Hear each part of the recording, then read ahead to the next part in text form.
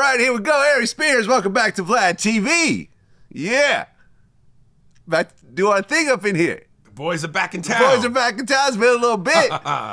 And, lots to talk about, but I got to talk about the podcast you did with Bobby Lee about the whole MadTV, cast. Reunion.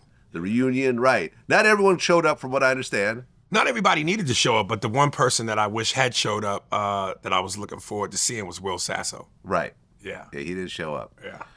And only because scheduling conflict, he's working on this show. So he actually reached out to me yesterday and was disappointed he couldn't show up either. Well, things got a little heated at one point with Debra Wilson. It wasn't that kind of heated. I don't mean heated like a friction heated, but it went viral.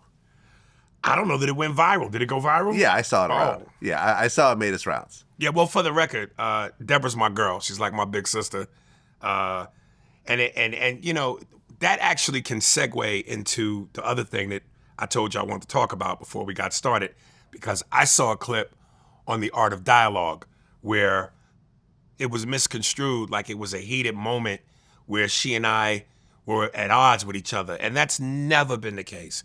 Debra, her issue with me was that I was dealing with something personal at the time. And anytime I had issues, like I said, she was like my big sister, somebody who I could confide in and had love for. So I would reach out to her. And every time I reached out, she answered the call. She met me on the roof like Commissioner Gordon meets Batman when the signal's out. But then I remember at one point I told her, I'll get back to you. And I never got back to her. So I kind of left her wondering what was going on with me. And if you know Debra, she is the most loving, caring human being on the planet. So it bothered her that I never got back to her. And I kind of left her wondering if I was okay. So that's what that was about.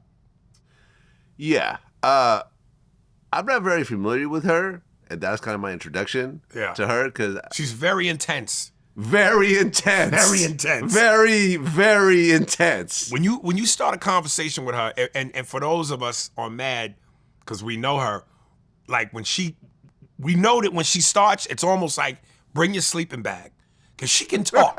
Like you gotta cut her off. She'll go, But it comes from such a loving place, man. Right. I guess you were going through some marital issues and some other issues with family and so forth. And basically, part of the conversation was about you feeling like you're not where you are financially, where you want to be financially. It was more or less in terms of where my talent is. Yeah. Those things should coincide. You know what I'm saying? It's like, don't get it twisted. I make great money.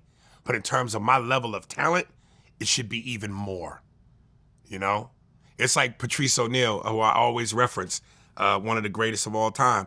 He was on I forget what show he was on, but he basically pulled out the insides of his pockets and was like, yo, based on what I bring to the table, based on my funny, something ain't matching.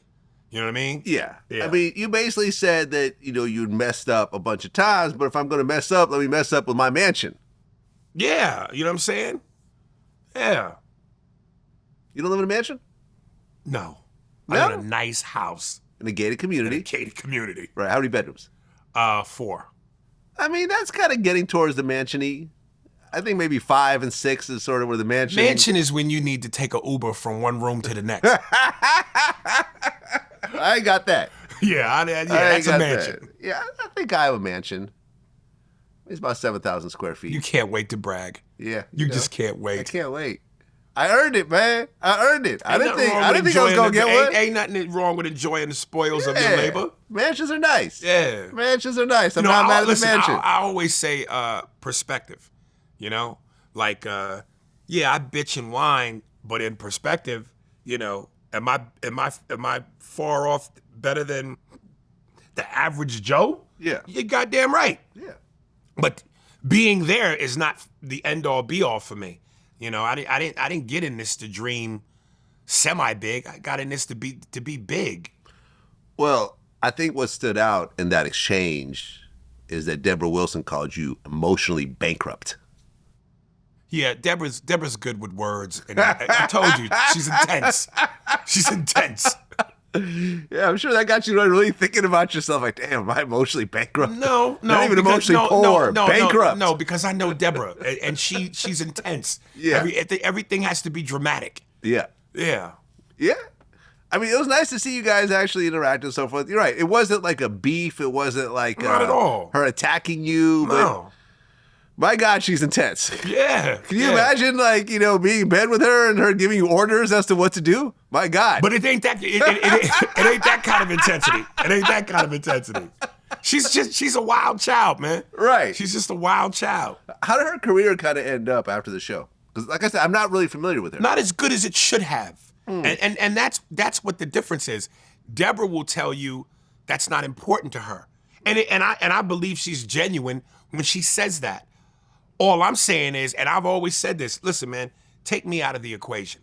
Whether it's Mo, whether it's Debra, whether it's Nicole Sullivan, Michael McDonald, the cast that I came up with, everybody was so brilliantly potent and fearless and funny. There's no way Mo Collins shouldn't be bigger than what she is. There's no way Will Sasso shouldn't be. And even though Will, you know, he works, he's on TV shows here and there, he's you know, he dabbles in things, but in terms of his level of talent, Will should be a bigger name. Debra should be a bigger name. Nicole Sullivan, Michael McDonald, they all should be bigger names. Well, Michael McDonald had the, you know, the Keep Forgetting song. You know, you can't forget about that. The what? Keep Forgetting. No, that's Michael McDonald, the singer. I know, I'm messing with you. Oh, you let me do the jokes, nigga. Let me do the jokes. That was terrible. That was terrible? It was terrible. Okay. Well, I'm looking at the MadTV cast, and it's huge. You talking about it from the just period. Oh. The entire MadTV cast. Well, I mean, it changed though. It changed. Exactly. Yeah. How many years did it go for? 14. 14. How many years was it great? 8,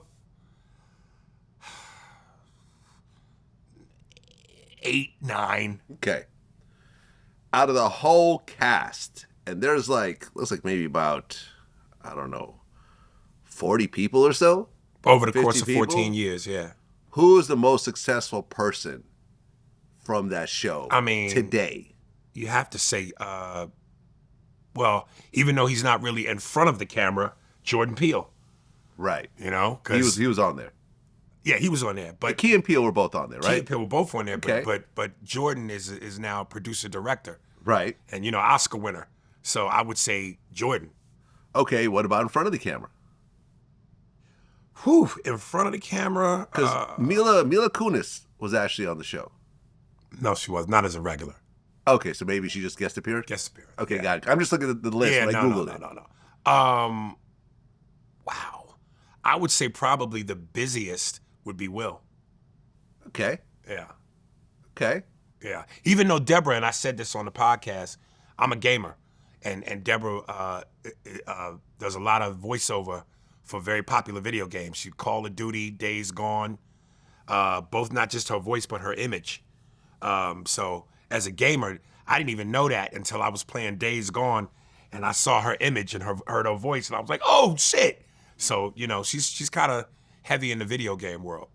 Yeah, I mean, I'm looking at the cast. Was Ike Barinholtz? He's on that show, The Studio, now. Yeah, you know what? By the way, have you watched that? No, I didn't even. I wasn't even. Brilliant. With Seth Rogen. Brilliant. You know what? I take that back. It might be Ike Barinholtz, because he's also been in like, you know. Yeah, he's been in a bunch of stuff. A bunch of movies. Yeah. Yo, but I'm telling you, The Suicide Studio. Squad, yeah. Oh my God, is just so brilliantly done. I heard. I'm gonna check it out. It was so well done. It's on my watch so list. well done. Yeah. Like, it really just captures just sort of Hollywood, and it's almost like Curb Your Enthusiasm set in a Hollywood studio. Yeah. So essentially, Seth Rogen becomes the new head of a major Hollywood studio, but he sort of bumbles along. Yeah. Right? And he's like pissing off everybody, and you know, and they have such great like cameos, like Martin Scorsese. Yeah, it's almost like Entourage in that. Kind of like sense, that, yeah. What's the name of the other major director that was in there? Played Opie. Oh, Ron Howard. Ron Howard is in it. Like, you know what I'm saying? You got major stars in it. Well, anyways, man, it was cool to actually see, you know, you guys You guys kind of interact and so Yeah, forth. You know, yeah. I thought that was a cool episode. Yeah. And yeah, man.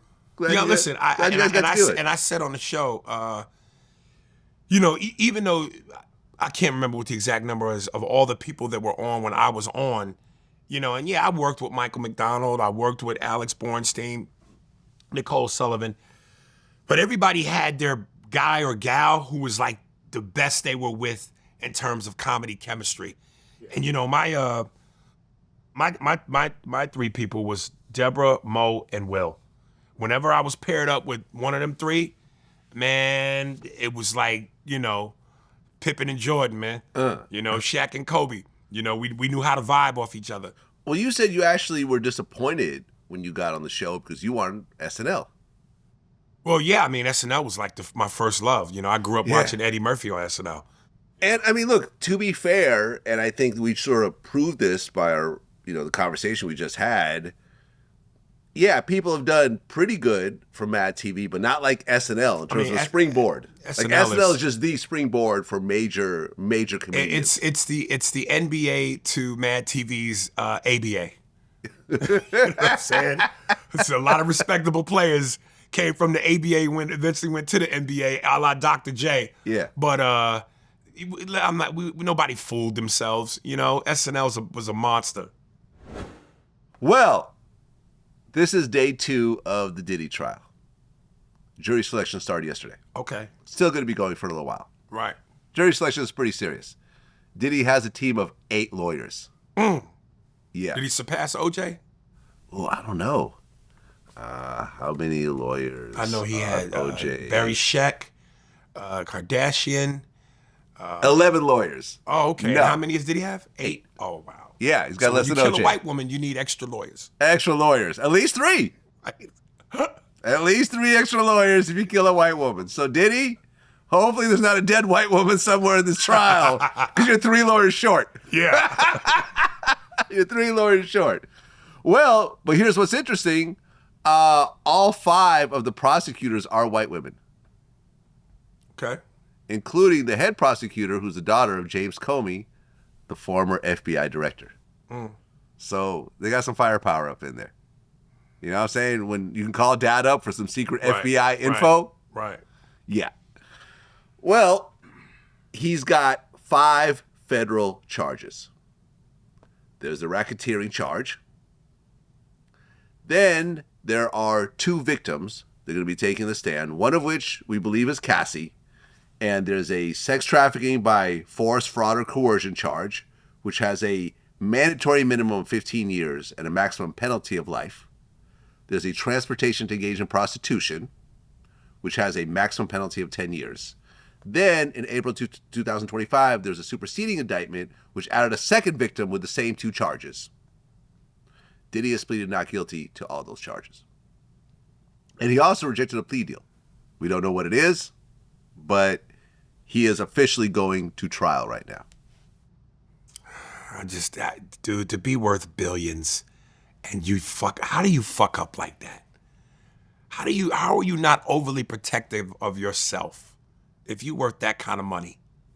I don't know about billions, crazy. but probably close to a billion. More. In the hundreds of millions, not billions. Diddy's not worth at least $2 billion? No.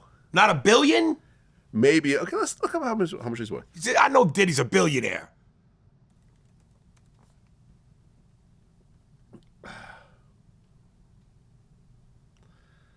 Hard to say. What do you mean It's hard to say. Doesn't it say it? Because you hear 300 million, you hear 150 million. You He's hear worth 200 more than million, that. You hear 400 million. I don't see $1 billion.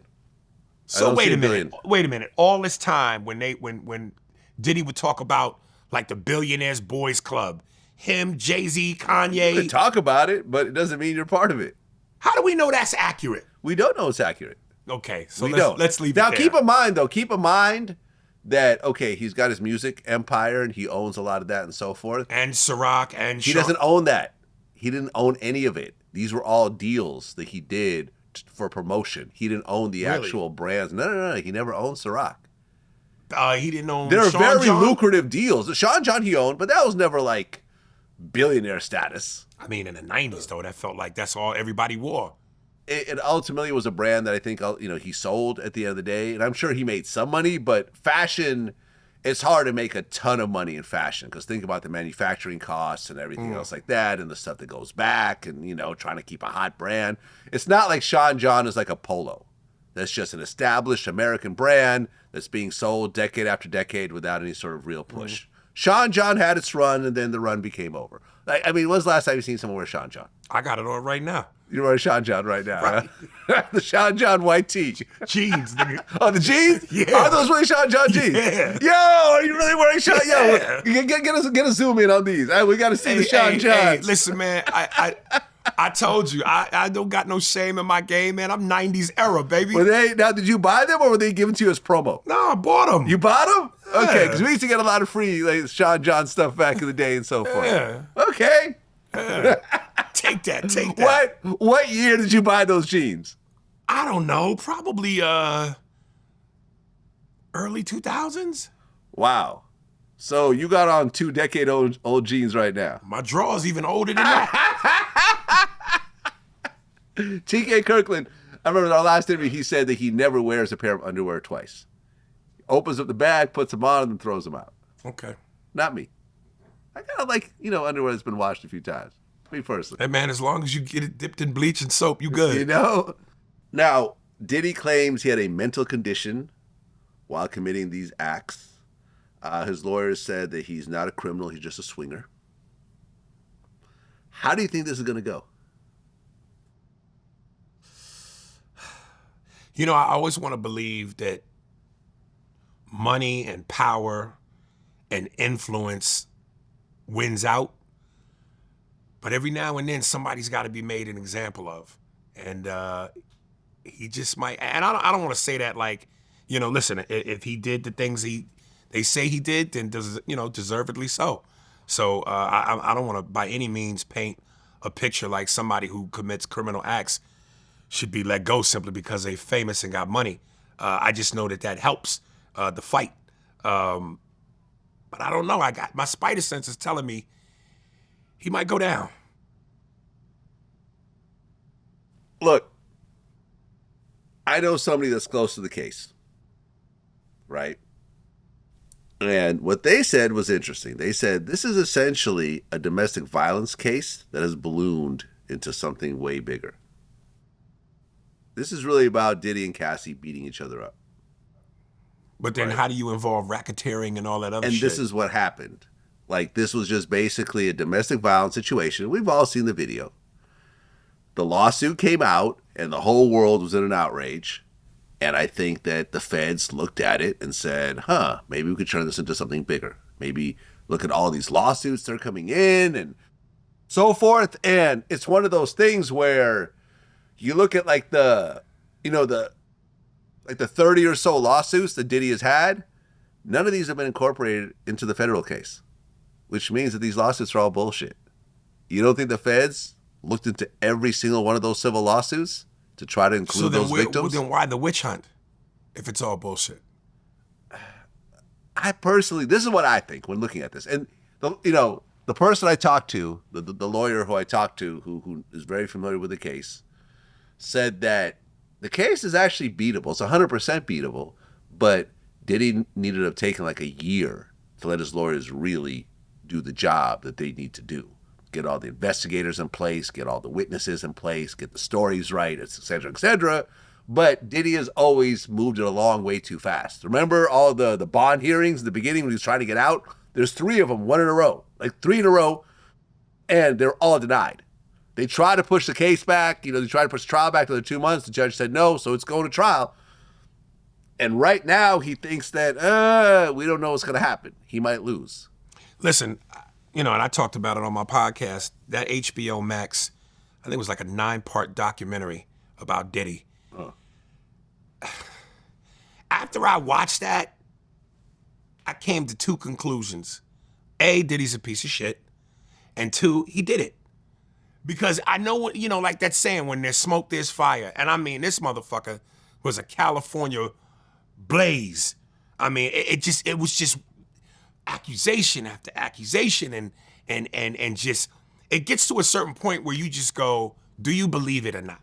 Do you believe that person when what they're saying? Do you believe that woman who's accusing him of rape? Do you believe the assistant who's accusing him, the male assistant who's accusing him of rape? You know, do you believe the girl that says that when she got shot in the face in the club, it was Diddy that shot her? And the driver that said Diddy tried to give him the gun. Yeah. So, I mean, so it's just like... Well, all that stuff is true, but all that stuff is not part of this case. Okay. So I'm not saying that this dude is like a perfect guy and he's just being railroaded. I'm saying he did a bunch of fuck shit over the years. Okay, so but how much of this is really part of the case? But it reminds me of that moment. There was a moment when Mike Tyson was in jail and Jim Gray, the sports announcer, read a letter that Mike wrote to him. And Mike said in the letter, basically, I did not rape Desiree Washington, but based on all the things that I have done in the past, I am where I should be. So, to your point with Diddy, it may not have anything to do with the case, but based on everything that he has done, life catches up, man. Yeah, but you can't send someone to jail over stuff that they did that doesn't have anything This is to do America. with the case. This is America. This is a system run by white listen, folks. yeah, we saw it happen to OJ, America right? do whatever the OJ went fuck to they wanna jail do for you. 35 years because he got off before. Yes. Right? The murder Yes. of Nicole and Ron caught up to him when he tried to get his stuff back. And nigga, we gonna get you. That's America. You got away with killing 2 white folks. Nigga, we gonna get you for this. Yeah, they got This is for that. Yeah. So come on, man. Even when the judge said it's not, it still is. Come on, man. I mean, listen, I know people that have committed murder that got less than 35 years. Yeah. You know what I'm saying? That punishment didn't fit that No, crime. it did not. So look, I don't know. Me personally, when I look at it, I think he'll probably be found guilty for like transportation engaged in prostitution, which has a maximum of 10 years. But at the end of the day, man, these are prostitutes. They're cool with getting flown out and getting paid. Like they're doing that with other people, not just Diddy. Right. Seriously, they're OnlyFans. They're in Dubai with this guy. Right. You know, they're doing an in-call in Missouri with, If women can somebody's husband. If you women know? can be allowed to kill a baby, they should be allowed to sell some pussy. Whoa, okay. If women are allowed to kill a baby, they should be allowed to sell some pussy. To sell some pussy. It's their body. If women are allowed, I got to get my head around this. If women are allowed to kill a baby, they should be able to they sell should some be pussy. allowed to sell some pussy. That don't make sense. What do they tell you? My body, my choice. Right. So why does it stop at selling pussy, but it can be allowed to kill an infant? What am I saying? That's wild. I'm channeling Charleston White right now. Okay. Yeah, that's a wild situation. I mean, look, at the end of the day, it's going to be hard. And there's so much weird stuff that's kind of happening around it. Did you see the whole like Terrence Howard interview? No. Where he said that Diddy wanted to sleep with him? I did see that, yeah. Diddy wanted to sleep with me, man. He tried to show me his Diddy, man. Diddy tried to diddle me, man. Do you believe it? Kinda, sorta. Kinda, sorta? Again, dude, when you look at Diddy on The Breakfast Club, and they played the audio of him saying wild, damn near homosexual shit, and they cut the Diddy face, and he had to look up like, oh, I said that? Like, nigga, yeah, you said it. Yeah, I think Diddy's bisexual. I absolutely do. Yeah, I think he also sleeps with men as well as women. I think he's a cuckold, meaning that he likes to pleasure himself while a man is plowing his woman. Yeah. I think he's a drug addict. I've seen enough and done interviews with people around him. You know, that him and Cassie would go on these drug binges and then have to go take IVs afterwards. And he's been to rehab multiple times. If TK was here, he'd have been like, I sold Diddy the drugs. I was there. I was there. I sold that nigga the cocaine.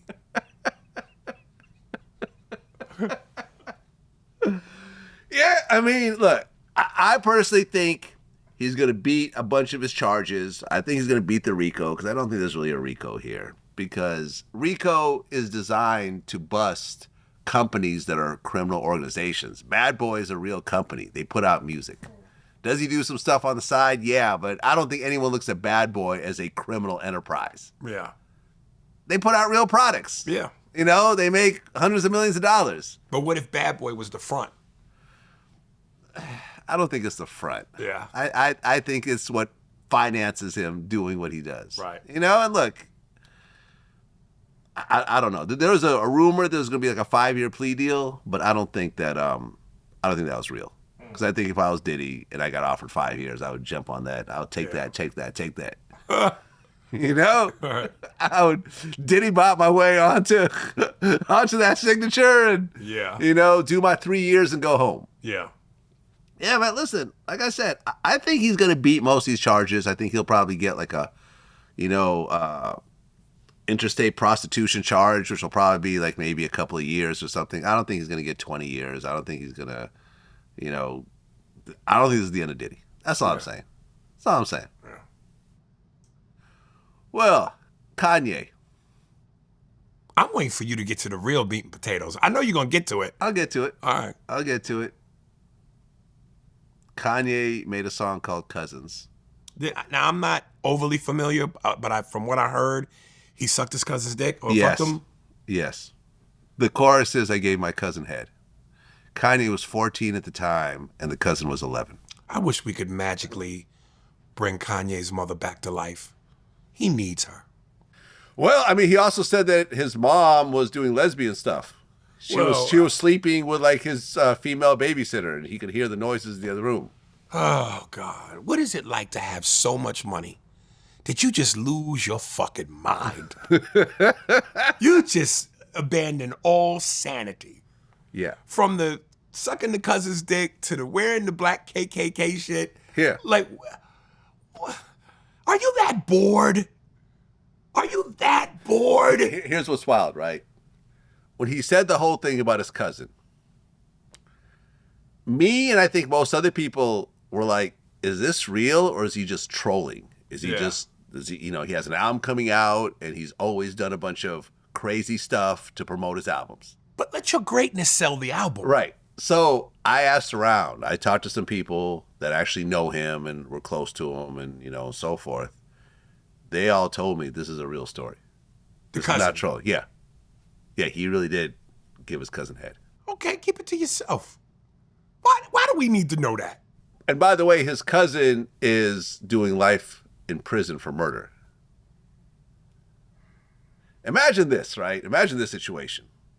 Here's his cousin, you know, in jail. Yeah, man, my cousin's Kanye. Yeah, man, yeah, you know, yeah, I helped him write that song. And, oh, yeah, I remember I heard Gold Digger for the first time. That's my homie. Yeah, you know, he used to babysit me. Blah, blah, you know. Everyone in the prison know that's his cousin, right? So he wakes up in the morning, you know, gets up out of cell, goes over to have breakfast.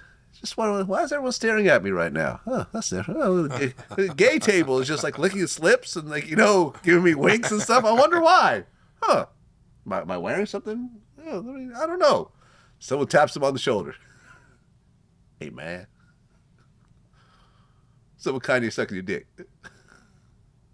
Well, he might be. Listen, he might be able to use it in his favor if he feels threatened.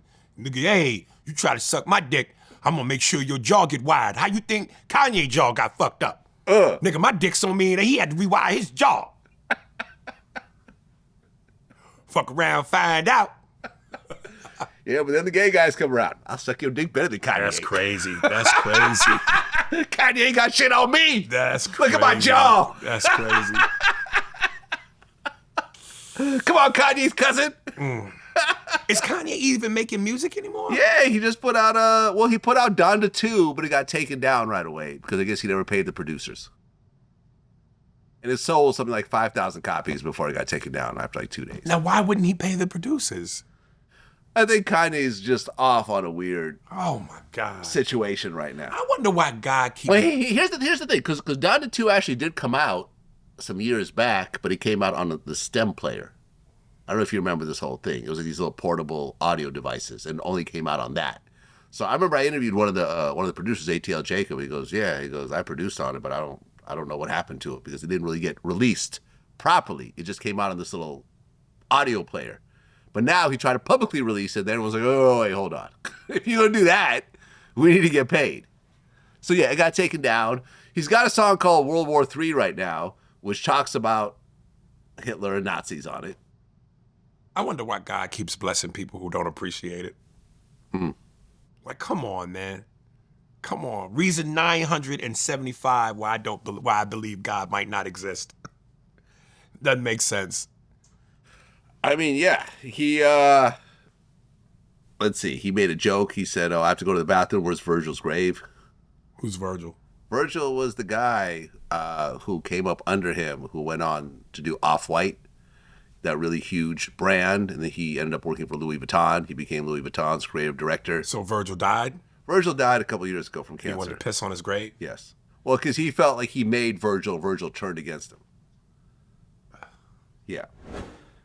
His new album is called Cuck. And that's Cucklers and... Well, no, there's a new album coming out called Cuck. And that album is actually like a Clan cover. Have you ever seen that? No. This is the cover to Cuck. Nice. It's basically a picture of a couple wearing Klan outfits. And it's like a black guy in the back and a white girl in the front. And they both have Klan outfits? They both have Klan, yeah. So if you look, you see like how the eyes is black at the back, and the hands as well. Yeah.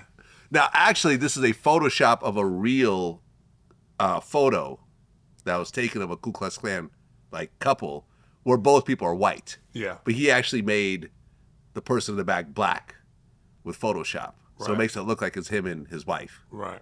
When it really isn't.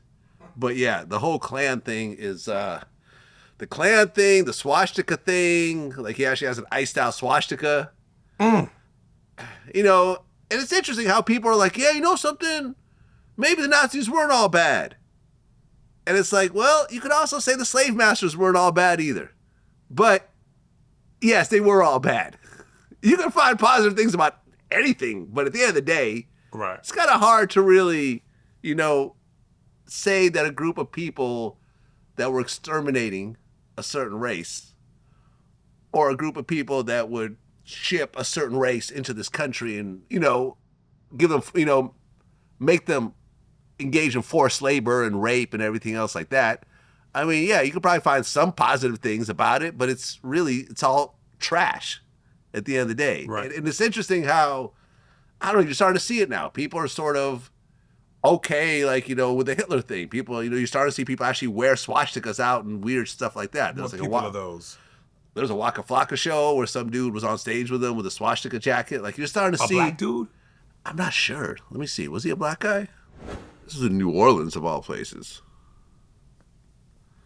Let me see. Yeah, there was a performer who took the stage wearing a swastika outfit. I don't know if he's black or white, but the actual venue had to make a statement saying that they were not aware of this and this is not what they stand behind. Yeah. Yeah, following last night's Waka Flocka performance, we were made aware that a New Orleans-based co-performing artist wore apparel featuring a symbol widely recognized as one of hate and violence. This symbol has no place in our venue.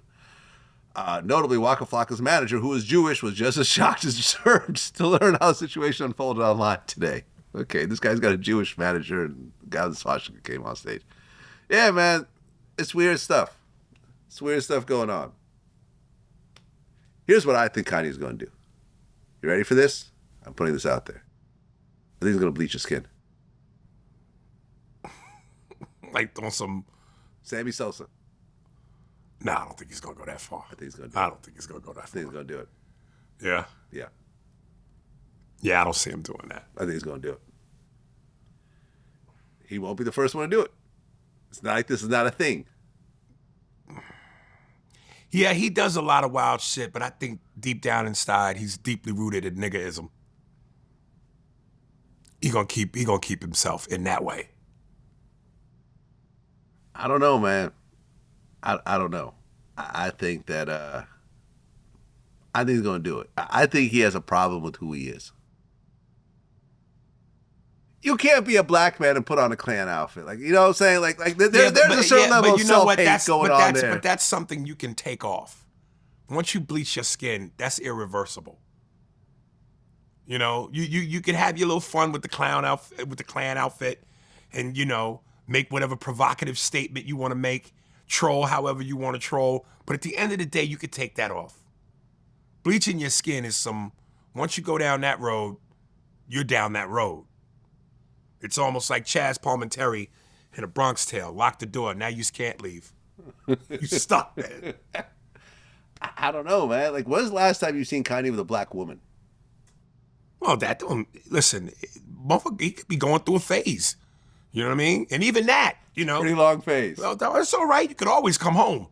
You know what I'm saying? So, no matter how much pussy he's in, black, white, Asian, if he want to come back to black women, he can come back to black women.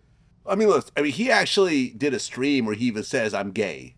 And now that that's happening, I'm now hearing more and more stories of, I'm not going to say who, but I'm starting to hear of various artists that were signed to Kanye that, male artists that were actually sleeping with him in various capacities. Wouldn't be that surprised. Wouldn't be that surprised. You're here with Kanye, he's a megastar, you're trying to make it, all you got to do is suck a dick. Everybody's gay but me. Yeah, and me too. Because people were like, they're like, he was just a kid when he gave head to his cousin. He didn't know. He's probably being abused himself. And I'm like, well, I started watching porn around the same age, around 14 or so. That's when I first started watching porn. And I could tell you with a totally straight face that it did not make me want to suck a dick. But when has porn ever made somebody want to suck a dick? Well, ask Kanye. Apparently made him want to suck a dick. So he alluded to porn? No, he said that. In the song, he said that they found, I guess, some gay magazines, and they started to reenact what they saw in the pictures. Well, no, you talking specifically about gay porn. If you talking about traditional man-on-woman porn, that's a whole nother, you're talking about two different things. Listen, I've accidentally scrolled by some gay porn while, going through, and, when you go on, like, Pornhub, and sometimes some gay shit pop up, and you just scroll past it. Click, you go, click, no, zoom. I didn't, no clicks, no clicks. Okay. It's definitely slide up. Like, but when you slide up from one, there's another one, isn't there? Well, you try to avoid them every so often. Every so often, the algorithm fucks you up. That's like you said, nigga, I accidentally I don't like to see gay slipped into a knife that stabbed me 15 times. I didn't watch. times. No, you see the thumbnail. Like, sometimes it slips through. This is what I'm saying. I'm being 100 right now. Listen. I ain't never heard nobody say that I accidentally got caught up in a gay vortex of porn. I'm not saying I watched it. I'm just saying that when I go to certain... Listen, I like the premium sites, like ManyVids and stuff like that. I'm a porn aficionado here. So sometimes what I'm saying is, you scroll through and sometimes it's like a gay thumbnail. You're like, oh shit, I don't want to see that shit. Or a trans thumbnail, I don't want to see that shit. You go to hot movies and sometimes it gets slipped in. I don't want to see that shit. I think watching gay porn, if you're straight, doesn't make you want to do gay shit. Say that again? If you watch gay porn and you're straight, it doesn't make you want to do gay stuff. This nigga's a homosexual. You saying I'm gay? Yes. I've never watched gay porn. Rewind that and say what you just said one more time. Watching gay porn doesn't make you want to do gay stuff. Watching gay porn. But why are you watching it? I'm not watching it. What you I'm saying, said I watching scroll it. past it. No, scroll and watching two different things. You still seeing it. You still seeing the images, right? You see a gay image. I'm going to abandon this conversation because I'm going to get hypnotized. I'm going to stick to it. Into this bullshit. I'm going to stick to it. I am straight. I've always been straight. But watching gay porn doesn't make you want to do gay shit. Right. But I've never watched gay porn. I've scrolled past gay thumbnails. Words are specific. Okay. And let's put them words together. Let me tell you something. Watching gay porn don't make you want to do gay shit. How about this? But you're watching it. How about this? Seeing gay images does not make me want to do gay things. Have you ever seen a gay image? Have you ever seen two men kiss in a movie? I have. Doesn't make you want to go kiss a man. Okay, now that's a little different now. It's kind of the same thing. Because if you see something on screen that you're not expecting to see, and it just happened, right? Like I've watched. And that's what I'm saying. No, that's not what you said. You scroll past that's not what you said. You see a gay thumbnail. To the stenographer, can you please roll back to the court? That's not what you said. Listen, man, I am so confident in my sexuality. And I am that too. I will let all this go. None of this will be cut out. It's all gonna fly. Hey, man, words, man. It's all gonna fly. My business is words. You and I have seen gay images on the screen, right? That's all I'm saying. It's the reason why I stopped. That's all I'm saying. It's the reason why I stopped. You never seen. If you let me talk, motherfucker. Okay, go ahead. It's the reason why I stopped watching Peaky Blinders. Everybody was telling me how hot this show was. Gay? Nigga, there was a scene where it just, unexpectedly, of course, I'd never seen it, where one of the characters goes inside, I guess a brothel of some sort. Okay. And it was men. And I mean full-on cock shots. And I went, oh! I did a Tony Soprano Italian, oh! And that was it for me. Right. That was it for me. So this is proving my point, right? So you're basically but saying... seeing an image unexpectedly Yes. versus, what is this? Never done that in my life. Okay. You just said watching. But that's not what you meant. It's not what I meant. All right, then. Okay, it's not what I meant. So all I'm saying is seeing gay imagery on video, expected or not, I don't think that Kanye's cousin like, let's go find some gay porn. You know, I think they would go through it. It popped up. God knows who was in that house to have those type of magazines. But given Kanye's antics, and if this is really true what they're saying about the cousin, maybe the dude did say, let's go watch, and he said, let's watch. But Kanye's the older one. Either or. All I'm saying is, okay, look, like we've seen movies like The Crying Game. You've seen that, right? And walked out. You walked out? I walked out crying. Look, we've all, like, just like the Peaky Blinders example, I've never watched that, but we've watched movies, and listen, there's been gay rape scenes. Like, I watched American Me. That's basically gay sex. That. You've never seen it? No. That was the movie that made me never go to prison. That one right there. There's a rape scene in that movie that made me say, no thanks. Yeah. I'll just be legal. Right, Thank you. Right. That movie. Anyways, like I said, okay, so here I am. I'm in high school. I'm watching American Me, and there's a gay rape scene. Didn't make me want to go have sex with a man. You see what I'm saying? So my whole thing is like, he just wanted to suck a dick. Let's just keep it 100. At 14, your sexuality is sort of formed at that point. I don't think you could take a straight 14-year-old and get him to do gay stuff, without force. That's what I think. So the whole thing is like, oh, I see something gay, and then I went to go suck a dick. Now you just want to suck a dick. And that's cool. Go suck a dick. That's your thing. It's not my thing. Doesn't sound like it's your thing. It's his thing. Right. And I don't think that was the last dick that he sucked. That's all I'm saying. That was the first in a line of dicks. Yeah, we should parachute out of this conversation.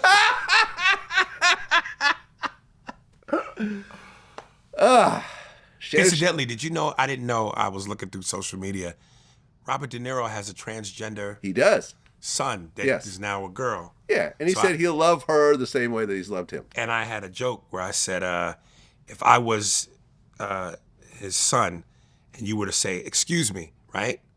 Like, say to me, excuse me. Excuse me. You talking to me, him, her? You talking to me, him, her? Shout out to Robert De Niro. Yeah. Well, he has a new kid also, right? I don't know. He's got a new baby. I never even knew he had kids. Oh, yeah. De Niro got a bunch of kids, but I'm saying he just had a baby like maybe, I don't know, a year or two ago. Oh, okay. Yeah, him and Al Pacino. Yeah. They both got babies. Yeah. Like in their 80s. Yeah. By the way, are you getting married for the third time? It's the same woman? Okay. Cut that out? We will see. Okay. Yeah. Well, good luck. Thank you. Shannon Sharpe. Here we go. Let's go. Listen, man, I got a few things to say about this. And I know how, again, you'll be sitting over here wanting to, what they call that, double dutch your way into our conversation. But let me get a few things off first. Okay, listen, here's the thing. I get the ick factor, right? He's 50, she's 20. I get the ick factor. Ugh. But my thing is this. What laws were broken? None. Where's the smoking gun? She's legal. Even if she was 18, technically from a legality standpoint, she's legal. And let me be clear, not my cup of tea. I like bitches with mistakes. You know what I mean? I want some mileage on a bitch. You know what I mean? Some stretch marks, maybe a bullet wound. Some regrets. Some father issues. I don't want no pristine young bitch. But again, she's legal. And here's the thing. Black people, we have this selective outrage where it's like, if he's happy and she's happy, as icky as it may be, these are two adults who are happy, if they're happy and that's what they want to do. And I go, where is the selective outrage from the white community when Bill Belichick, who's 73, has a 20-year-old, or Al Pacino, who's in his 80s, got a baby mama and a girlfriend who's 30? Where's the white outrage in the white community when Jerry Seinfeld, whose girlfriend was 17 and he was well above 21? There's the crime.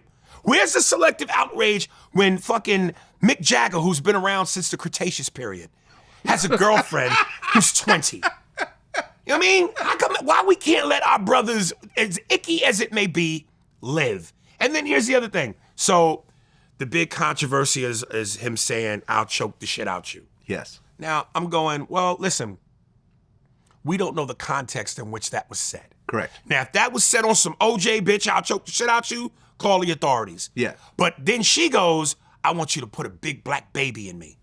Now, there's a lot of racial play. Okay, but here's what I'm getting at. If she said, "I want you to put a big black NFL baby in me with big lips and a KRS-One nose," and his reaction is, "White bitch, I'll choke the shit out you." If sexual undertones turns them on, again, where's the crime? There is no crime in talking. We are grown. There's not a person on this planet that has never said some wild, off-the-cuff, crazy shit to somebody you want to fuck. Well, okay, I agree. And let me just say this before you go. Go ahead. If she did, in fact, say, "I want you to put a big black baby in me," and he said, "Bitch, I'll choke your white ass," that's some sex I'd like to watch.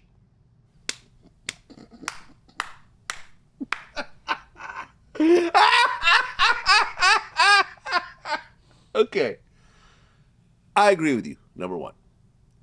Because if you know the way the court system works, it's cute to put out a little 30-second segment of a conversation, but if you want it to actually be admitted into a courtroom... Transcripts. Well, no, you need the source file. Right. You need the original recording.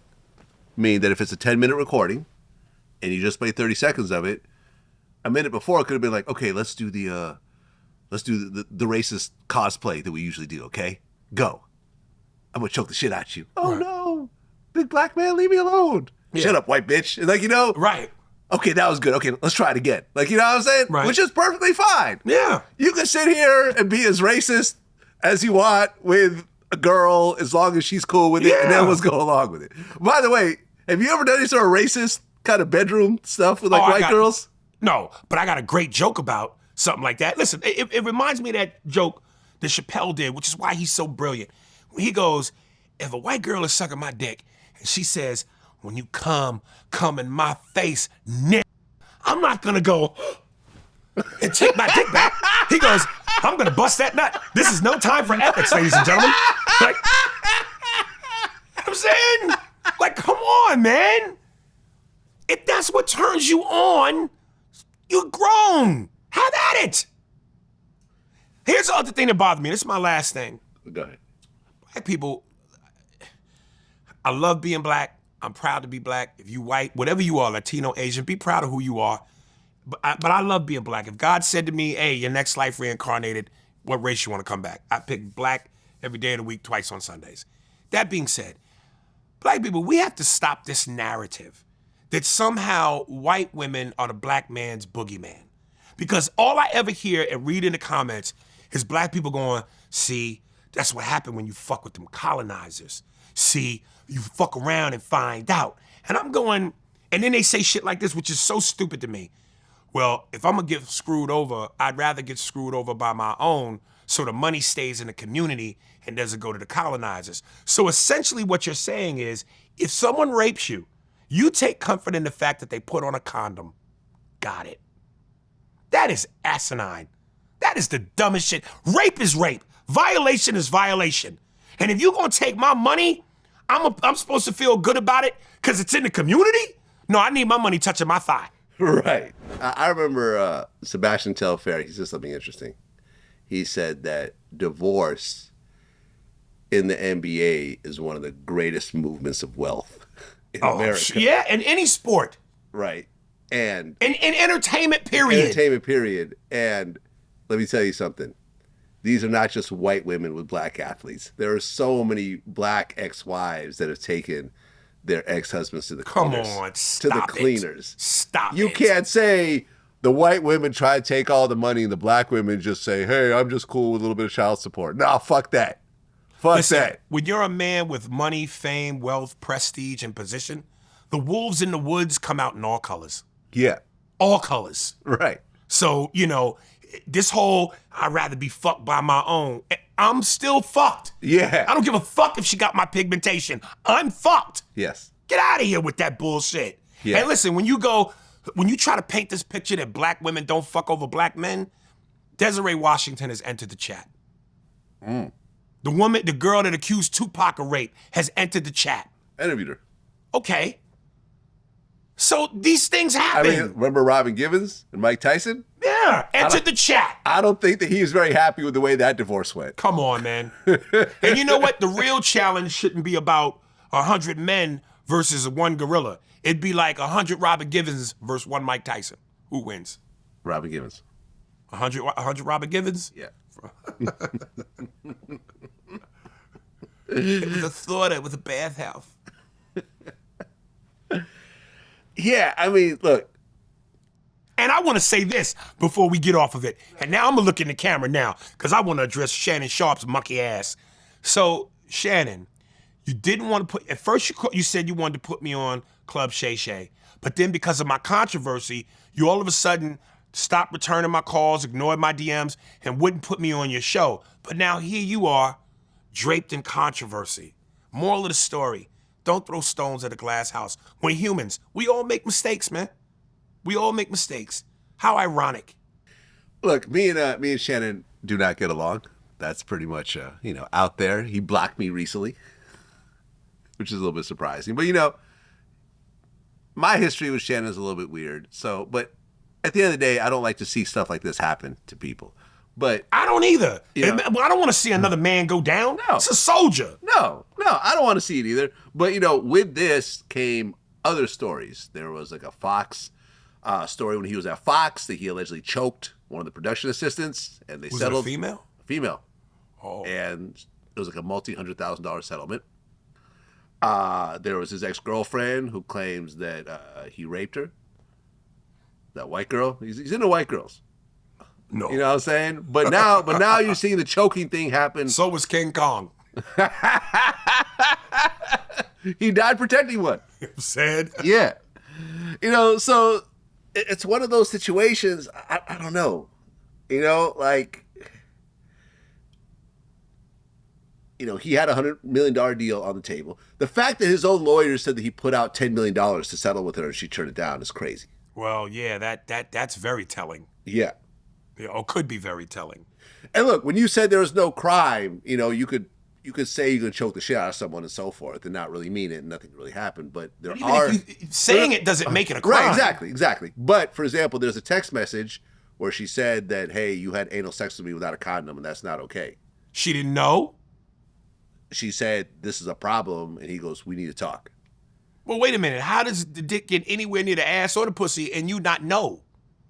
Well, you could say we could have sex, but use a condom and don't do anal. When you take the condom off and do anal, then, But again, you don't know? She does not know that he took the condom off?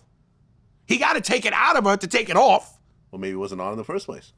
Well, but how do you not know that? Listen, I don't know. I wasn't there. The only person that can take a condom off while having their dick inside of you is David Blaine. Damn it, I thought you wore a condom. Ta-da. Ta-da. Poof. What if after he says, ta-da, she opened her mouth and she got the condom in her mouth?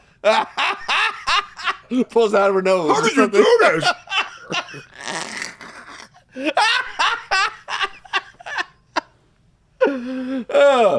What's Shannon Sharpe's favorite type of necklace? I don't know. What is it? Choker. I should have saw that. That got past me. That skipped me. It skipped me. I can't do a good Shannon Sharpe. Yeah, I mean, look, Stephen A. Smith, he went on Big Boy's show. He said people have been after Shannon since he did Cat Williams. They've been at his neck because of the numbers he produced and success that it had and how he was able to ride that wave. I guess. The one thing that is disappointing, though, is like, innocent until proven guilty. So until someone is actually proven guilty, they shouldn't have their livelihood taken from them. Now, I know he said, hey, I'm stepping away from ESPN. They ain't stepped away. They told you, hey, you need to say you stepping away. Yeah. Because he ain't stepping away voluntarily. No. But he was forced to step down. Yeah, but I just think that until you're proven guilty, why how can you take somebody's livelihood? That's fucked up. This is how these lawsuits Or if you are found not guilty, then the person that said you got to step away either needs to rehire you, or if they don't want to rehire you because they don't want themselves associated with that kind of news and controversy, you got to compensate me. You got to give me something. Yeah, I mean, who was the name of that one guy? He was accused. Hold on. Michael Irvin. Oh, that's my guy. Michael Irvin. He was in a hotel and a woman accused him of sexually assaulting her. I don't believe that at all. This was a while ago, right? And he was like, nothing happened. I think he couldn't actually work during the Super Bowl because of this whole situation. Right. It was ultimately proven there was nothing there. And I think he sued the hotel and so forth. She was a hotel employee and he won. I think they settled for some big amount. Bravo. Let me tell you something. I used to fuck with Michael when I was doing Best Damn Sports Show. The coolest motherfucker on the planet. Michael Irvin is one of the coolest human beings on the planet. Yeah, he was dope. Not an ounce of ego. Him and John Sally, two of the coolest motherfuckers on the planet, man. That's my man right there. Oh John. my God. Mike Irvin's my guy. Yeah. So this happens. Look, at the end of the day, I don't know. It's like there's certain things when you're a celebrity, even in the privacy of your own home with someone that you think you're safe with, there's just certain things you don't say over the phone, you don't text, you have to, you know what I'm saying? Yeah, you got to protect yourself. You got to protect yourself. Yeah. You got to protect yourself. Yeah, okay, doing racist type stuff is fine. If you and your wife are racist and you guys do all this racist stuff at home during sex play and so forth, okay, no one's going to give a shit. But if you're a major celebrity and you hook up with a 19-year-old OnlyFans model and you're saying this stuff over phone conversations, over text, you might be at her house. You don't know if there's a recording device there. You see what I'm saying? All that type of stuff. You just can't, can't do it. But isn't it illegal to record someone without their knowledge? It is. It is. But once that gets released to the public, the court of public opinion doesn't care if it was obtained illegally. There's got to be some sort of, I don't know, man, retribution or something that you should. It's got to be something, because it's at some point the accused becomes the victim. Yeah, especially if they're innocent. That's foul, man. Well, this whole Mount Rushmore thing has been taking over the internet recently. And you commented on the New York Mount Rushmore. Of rappers? Yes. Yeah. You said Jay-Z, DMX, Biggie. Well, no, okay, hold on. The original one was Jay-Z, DMX, Biggie, and 50 Cent. And you said Jay-Z, Jadakiss, Biggie, and Nas. Yes. Jay-Z, Jadakiss, Biggie, and Nas. That's pretty goddamn potent. All right. So let's take a look at this list. I would swap out Jadakiss with 50 Cent. You body of work. Fucking body mind. of work. No. Body of work. No. Not even close. We talking about talking about skills. We're not talking about success in terms of album sales or anything.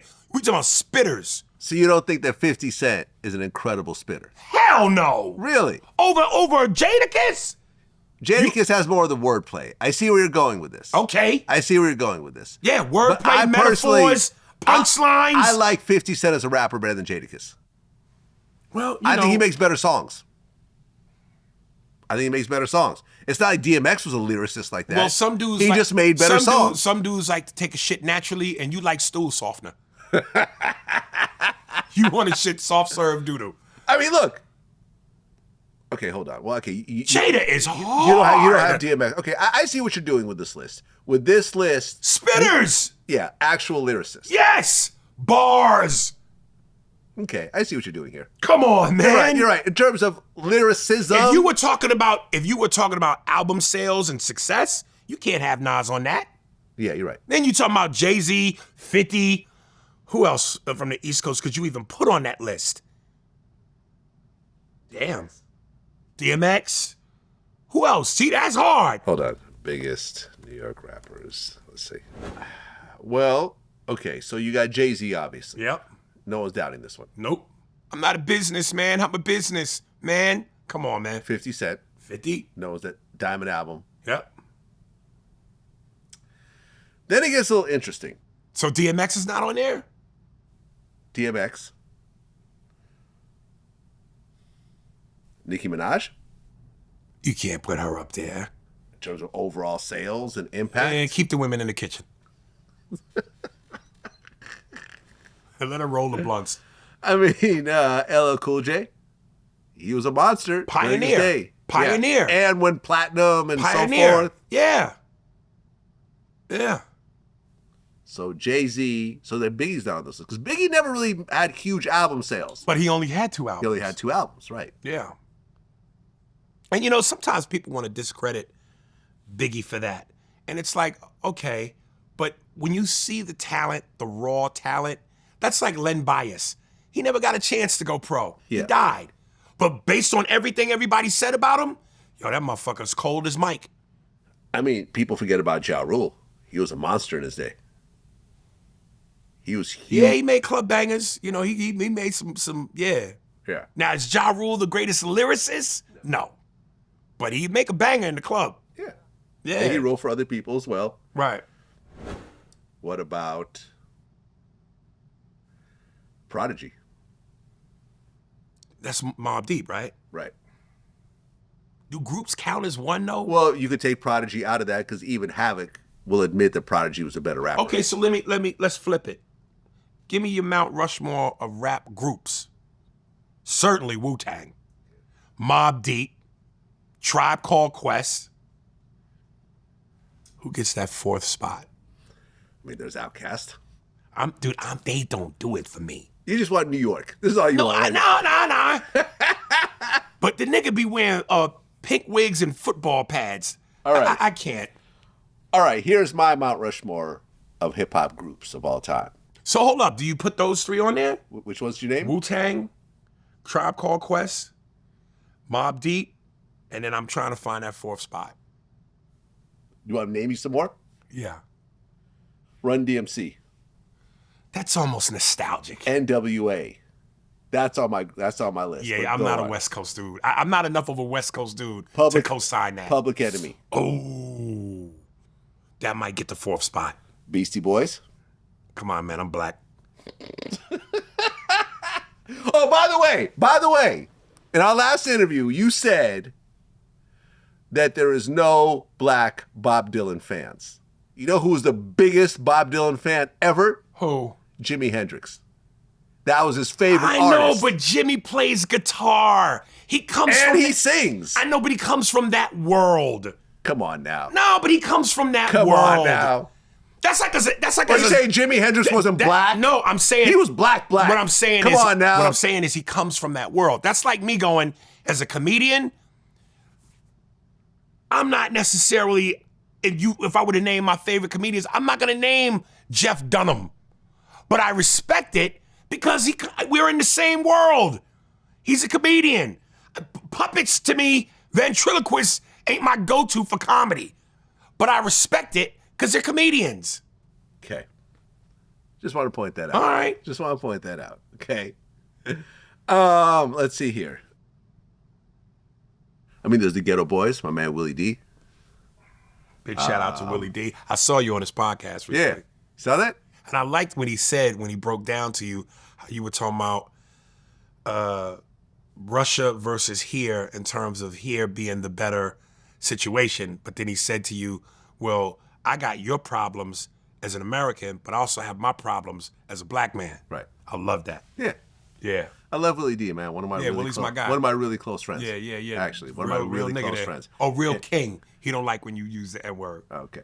Yeah. I don't use it, so Well, I know, but when I go, when I see him, I go, yo, what's up, my nigga? He go, hey, King, call me King. Yeah, you know, the thing is, though, with doing that interview, because people were like, oh, why'd you do it then, or whatever else, you waited 5 years to address the Farrakhan situation. Me and Willie have been talking about this the whole time. We've been talking about this for years. Yeah. You know, because he's always taking the stance, because he's a big Farrakhan supporter and so forth. Yeah. And his thing was like, listen, like, I'm not going to do your show because I disagree with the stance that you're taking, but you're still my friend. And I understand, you know, Right. your stance, and we'll continue to just. But you did his show. And that's the thing. I said, listen, at the point where I think I'm ready to address this. When I do it, I'm going to fly to Houston and do it on your show, because you're the person that's really been kind of in my corner this whole time. Right. You know what I'm saying? I think that this is the right platform for me to actually express this. Yeah. As well as it's not going to be in a situation where someone's just going to kind of give me a bunch of softball kind of responses. Like, he went hard. Yeah. In his approach, and I accepted it, and I addressed everything. So moving forward, there's Cypress Hill, there's the Fugees, there's the Roots, there is MOP. I mean, now we're starting to get into like the ones. Mobb Deep. Mobb Deep. Oh wait, we said We said Mobb Deep. Okay, yeah. Yeah. Okay, so my all-time Mount Rushmore of groups. NWA, Cypress Hill, Public Enemy,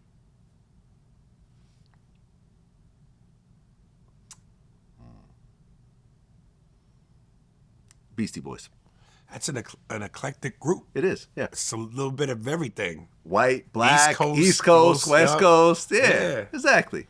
Yeah. Exactly. Well, I feel like as a hip-hop older statesman, I should be able to kind of go through the whole, history of it and pick out the right people. And I've always said, like, Being But are Real you is one of doing my that favorite for rappers. that reason, or that's who you really feel? That's really who I really listen to in my spare time. Like, I love Cypress Hill. I love Public Enemy. And you listen, I love Be Real. I've done his show, Yeah, me too. The Smoke Box. And Yeah, I've done that too. Be Real is my guy. Yeah, mine too. Yeah, I just, his voice was just always so weird to me.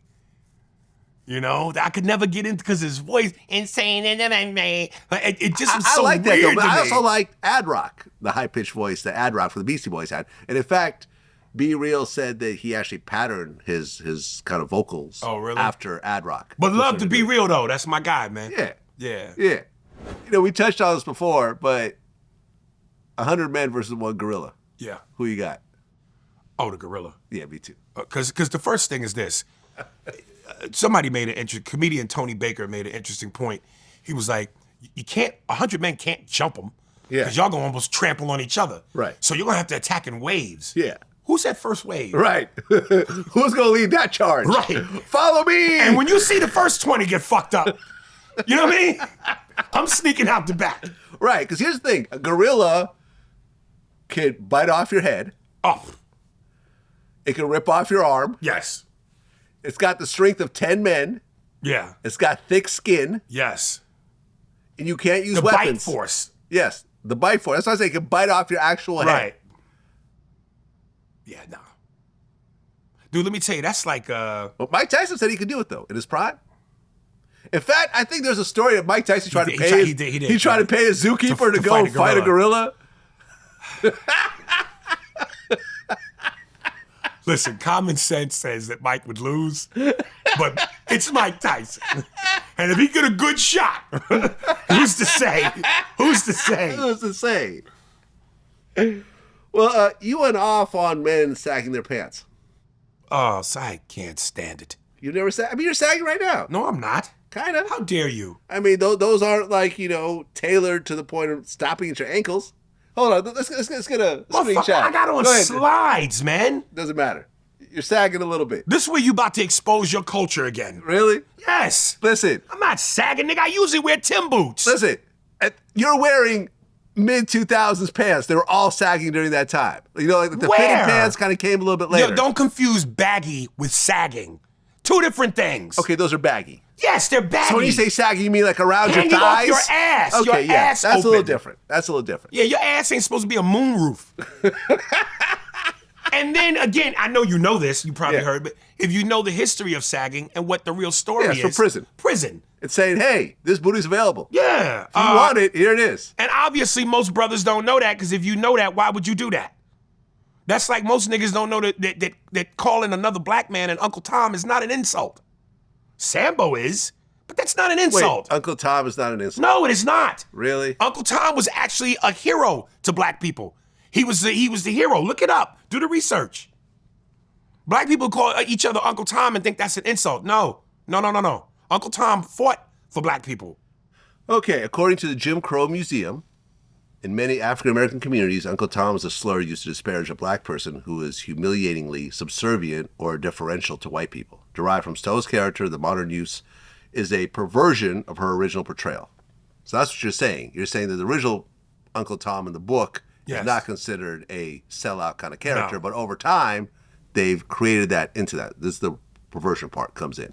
I understand what you're saying, but I don't know any black people that would want to be called an Uncle Tom. Because they think it's an insult. They don't know the history. Okay. So let's go back to sagging. How, what kills me about it is you sag your pants and you have to walk like a penguin. You have to waddle so they don't fall down to your ankles. And what really doesn't make sense is when you see brothers that sag with a belt on. Nigga, you got a belt on. And they're holding their pants at the top and walking with their legs spread apart so their pants don't fall. What is wrong with you niggas? No woman finds that attractive.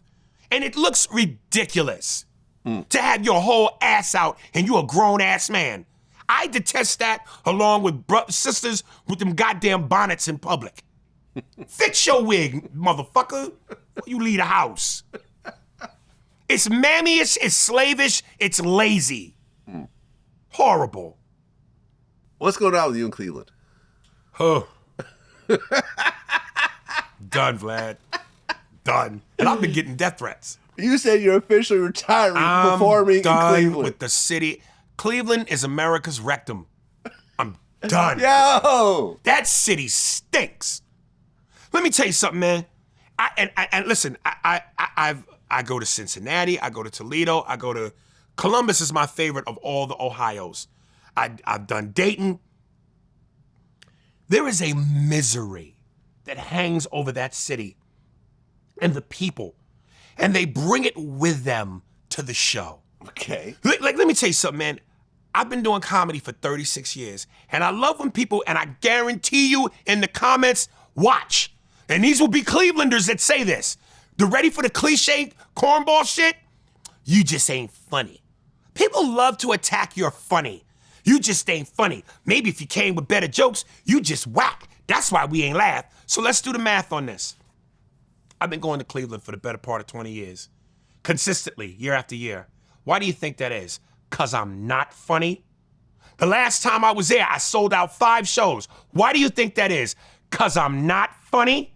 For the weekend I sold out, I made 50 grand. Why do you think that is? 'Cause I'm not funny? Make that make fucking sense. That's dumb. That's almost like, those are 2 kinds of responses. Either vaginal, like a woman. When I been with a man for a shitload of time, he dump her, the pussy no more good to him, he go, yo, I'm out. That's why you got a little dick and you can't fuck. Bitch, we was together for 8 years. You was sucking and fucking this little dick for 8 years. Or you say toddler shit. Well, if I'm a poopy head, so are you. You niggas gotta come up with better non-cliche responses than to attack my funny. The fuck out of here. I'm one of the best, nigga. So what happened in Cleveland? This is what they do. There's a lack of intellect and an attitude. When you go to a show and the crowd is good, here's the face you're looking at. Here's the laughs. Tear ducts, wiping tear ducts, crunching over, my abs, rubbing my temples. I got a headache. That's what I get. Here's Cleveland.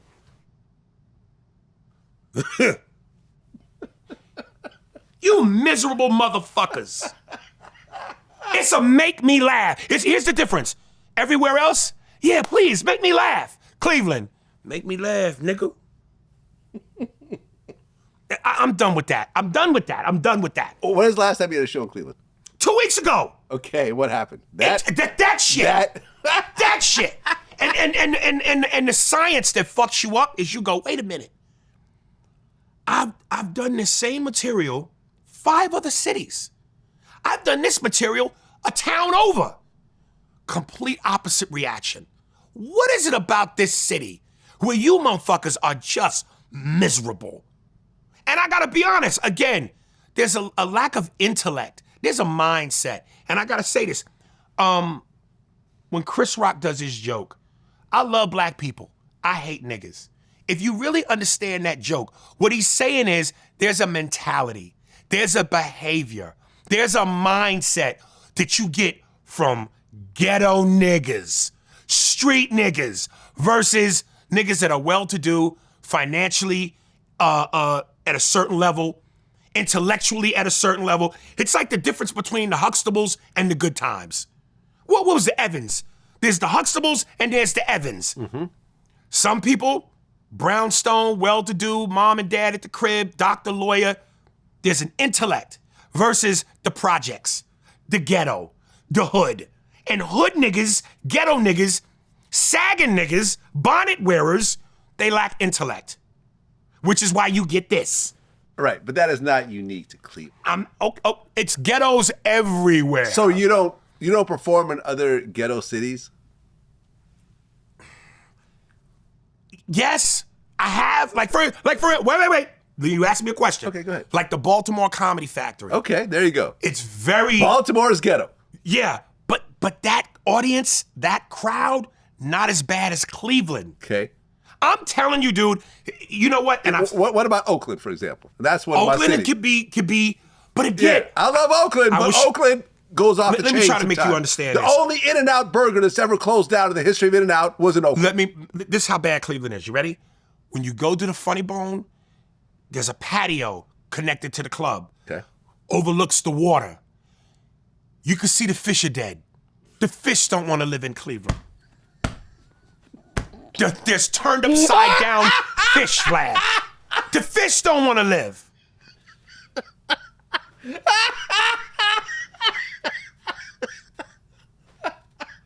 I'm dead ass, man. When the Cavs were in the playoffs with LeBron, how ABC would do that bum, bum, bum, bum, bum, during the commercial break, whether it was the Cavs versus, let's say, Miami. They'll do the aerial shot of Miami coming back from the commercial break to say, hey, we're in Miami. And you see the beautiful aerial skyscrapers, the water. When they would cut to Cleveland, they would show that same water I'm talking about, but they would shoot it at an angle where you couldn't see the fish. They would shoot it from a distance to make it look nice, but if they would have tilted that camera ever so slightly, nothing but dead fish. It's like sometimes when you look at porn or you look at a dirty magazine, if a white girl with no ass is shot at a certain angle, bent over, she look like she got a fat ass, when really flat as notebook paper. So you can trick shit with camera angles. I'm telling you, tilt that camera a little bit more, dead fish in the water. Cleveland is miserable. I'm done. So if you get booked right now for a $50,000 show in Cleveland, you would turn it down? I'm coming with Fruit of Islam security. Just in case, right? Just in case. Just in case. But it would have to be a theater, because I want to be one and done. Okay. I don't want to be there for multiple nights. Okay, Cleveland is the worst city for you. Yes. Best city. New York? Anywhere in the East Coast. Particular city. Oh, God. One city. You have one show left for the rest of your life. Where do you perform? DC. Okay, DC. But let me tell you, man, and this is not, he's just East Coast bias. You have to understand something. I mean, DC's technically the South, isn't it? It's East Coast. Sort of. Okay, East Coast, Southern, East Coast Southern, energy. East Coast. Yeah, okay. But here's the thing. Dude, when you travel and you do stand-up and you've traveled the country, and there's not a place in this country I have not been to. Yes, there are certain regional coastal things that are within the coast's culture. So this is not about being biased, because I can tell you this. I love, one of my favorite clubs, reactions make you feel like a rock star. Ontario Improv, here in Ontario, California. I like Wise Guys in Salt Lake City, Utah. But, Philly, DC, New Jersey, New York, Connecticut, Boston, my favorites. Then when it was open, West Palm Beach Improv. I like Miami when it was back in Coconut Grove. Fort Lauderdale when that was open, it used to be. You know, I like a lot of the West. And you listen, I caught flack from saying how I didn't like performing in the South. Yeah, I remember. And listen, nothing against the Southern people. They're beautiful people. But again, there's an energy in a culture where I feel like I just flow better with. Now, to Atlanta's credit, when I used to perform in Atlanta, I did it at these 2 spots, black spots, that was kind of ghetto, you know, a little slow in terms of the mentality. But they opened up a Helium in Atlanta, which is a little bit outside the city. Fucking phenomenal. Phenomenal. Them black people felt different in that part of the city. I mean, so like I'm saying, the science to this is you could be 2 towns over and it'd be a whole different energy. Same state, Yeah. damn the same city, but 2 towns over. Okay. So no more Cleveland. No, I'm done. I'm done, nigga. I'm done. As I got on the plane, all I heard in my head was, how do I say goodbye? Done. Oh, Cleveland gonna be all over these comments right now. Oh, I'm sure. You not welcome either. Yeah, nigga, don't come back here. We gonna pull up. Nigga, this cause you ain't funny. That is the most unoriginal shit to say. I'm not funny. I've been doing this 36 years. My last job where I punched a clock and was told by a boss, you can go on your lunch break. I worked at ShopRite in New Jersey, the grocery store. I have not had a regular 9 to 5 in 36 years. All my money comes from stand-up, jokes, and movies. And that's because I'm not funny. Does that even make fucking sense? Speaking of movies, didn't they take some of your lines in Jerry Maguire that you were ad-libbing during the rehearsal? Well, during the tryout. Yeah. It was a blessing. It was a good problem to have. I originally auditioned for Cuba's part. And Cameron Crowe ultimately said to me, you're not a big enough name for this part. It's opposite Tom Cruise. Okay, well, hold on. But Cuba also played a football player. What does that mean? Well, could you have pulled off a football player role at that time? Yeah, nigga, I was skinny. Okay, so you were more built back then? Yeah. Okay, yeah. I was going to say You know how long ago that was? It was a while ago. Yeah. Yeah. I told you in the 90s, I was a beast. Okay. So anyway. I'm just saying, playing an athlete, because I remember who But how much did he really showcase himself in the movie as an athlete? No, that's true. Because I remember it wasn't a football movie, it was a love story. Okay, fair enough. Because I remember like Bill Bellamy was, we were talking. Any Given Sunday. Any Given Sunday. Yeah. And he was saying how Diddy actually tried to try out for the quarterback character. And he said when they got on the field, he said it looked like he was throwing it like with his left hand, like a girl. Like he said it was like the worst. First of all, he said everyone was laughing. First of all, Diddy's not a great actor. No, let's get that out. He's not. And whenever he takes his glasses off, he looks mildly retarded. You should never take your shades off. So let's get that straight. But yeah, Cameron Crowe told me, you're not big enough for the role, but you did such a good job. I want you in it. So they offered me the part of the brother. And unbeknownst to me, I didn't find out till the day we shot it, the scene where Cuba gets the big contract on the Roy Firestein show. And he just starts spouting the lines. And I'm going, I said all that in my audition. So Cameron thought it was good enough to give Cuba the lines. I just wasn't big enough to get the part. What am I do? What do I do? I'm opposite. I'm playing in a movie with Tom fucking Cruise. Right. So, take the good with the bad. Do you remember how much money you made from playing that role? Not a lot, but it wasn't about the money. Okay. It's Tom Cruise. Yeah. I know every so often I get like a Boondocks check, and it's usually about $6 or so. Yeah. Maybe 10 on a good month. You know what I mean? Like, listen, at one point, we're doing the table read, and at one point was Tom Cruise and Cuba in these table reads? Yeah, table was a table. Well, okay, so what was it like being around Tom Cruise during rehearsals? Well, I didn't. He's one of the biggest megastars in the world. The only time I even back then, right? But the only time I did a scene with him was in the Roy Firestein scene because he's in that scene, right? But otherwise, I didn't really get to work with him. Okay, but got it. Super cool dude, man. One of the coolest dudes. And I remember at the table read at one point, I had to get up and go to the bathroom, and the director was like, don't sit down.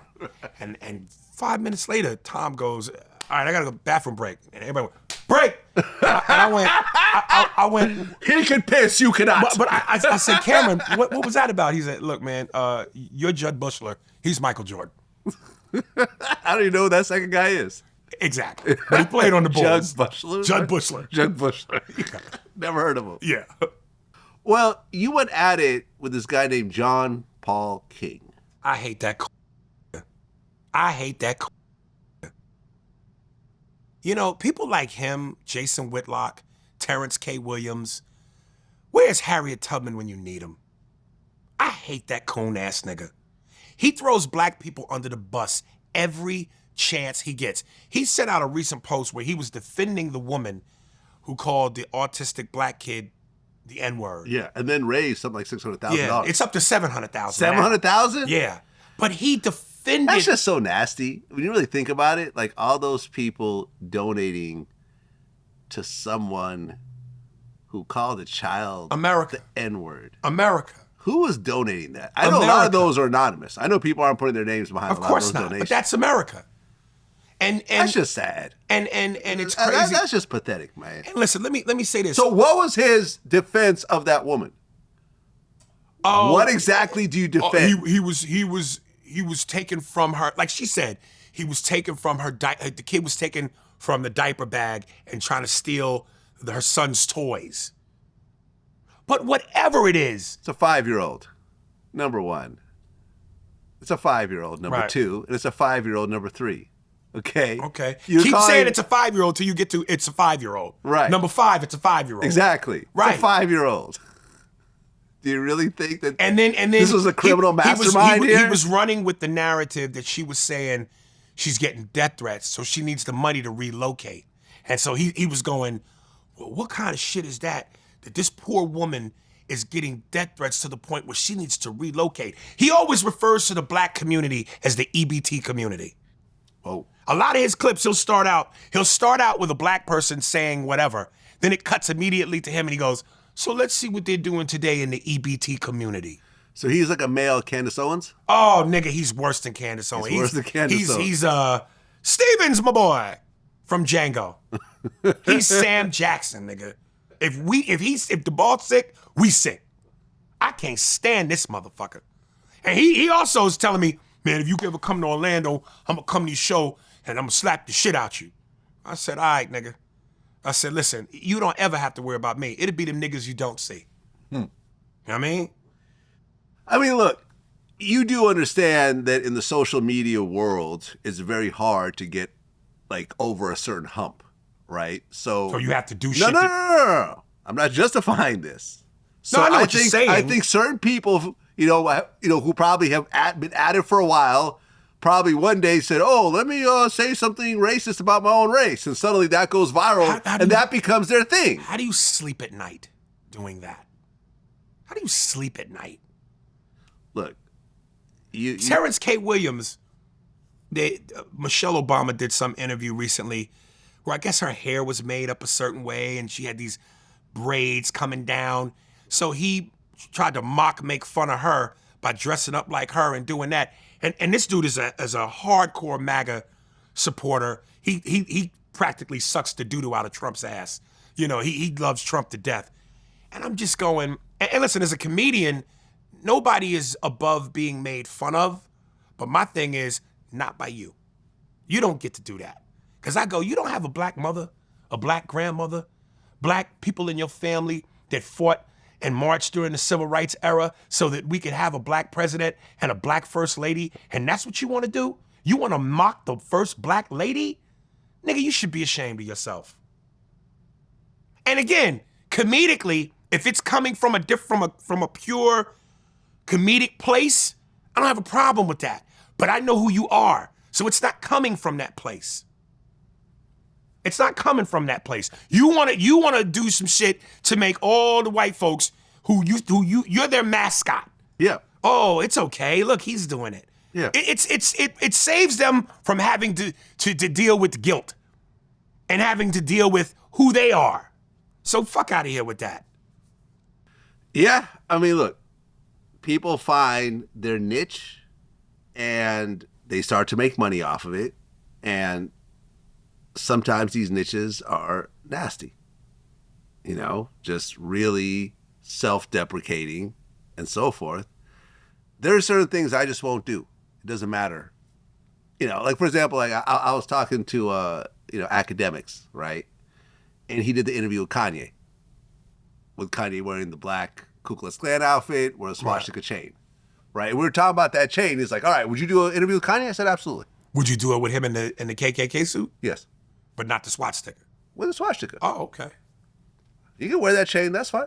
Yeah. It's a chain. That's cool. We could talk about it. But he's like, okay, so what if Kanye put the swastika chain on your neck? I said, you're not doing it. No, I'm not doing it. Yeah. Because now the onus is on you. Not doing it. Yeah. I would walk out. Yeah. I would say, no, I'm not doing that. You can wear it. That's cool. We can discuss it.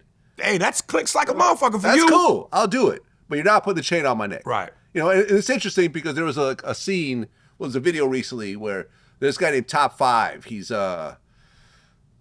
some alleged shooter from Toronto who was down with Drake. He had a first-degree murder charge that Drake put up the money for.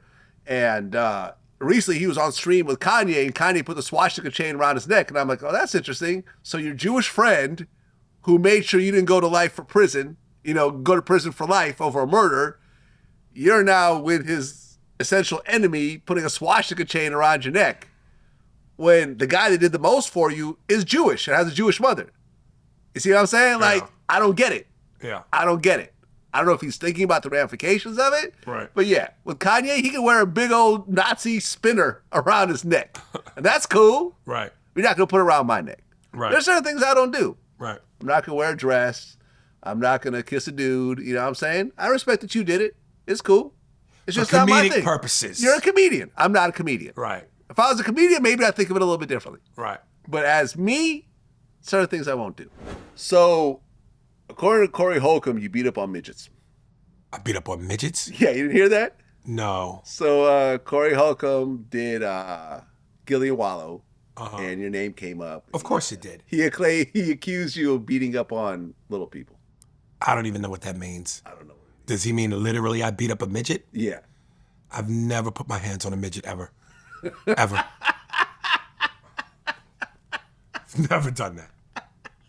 It was a very weird thing when I saw it. I'm gonna say this, and I don't want to really go down this road. Like I always said, no matter what the beef has been between me and Corey, it doesn't take away from the fact that I think he's brilliant at what he does, even though it's one note.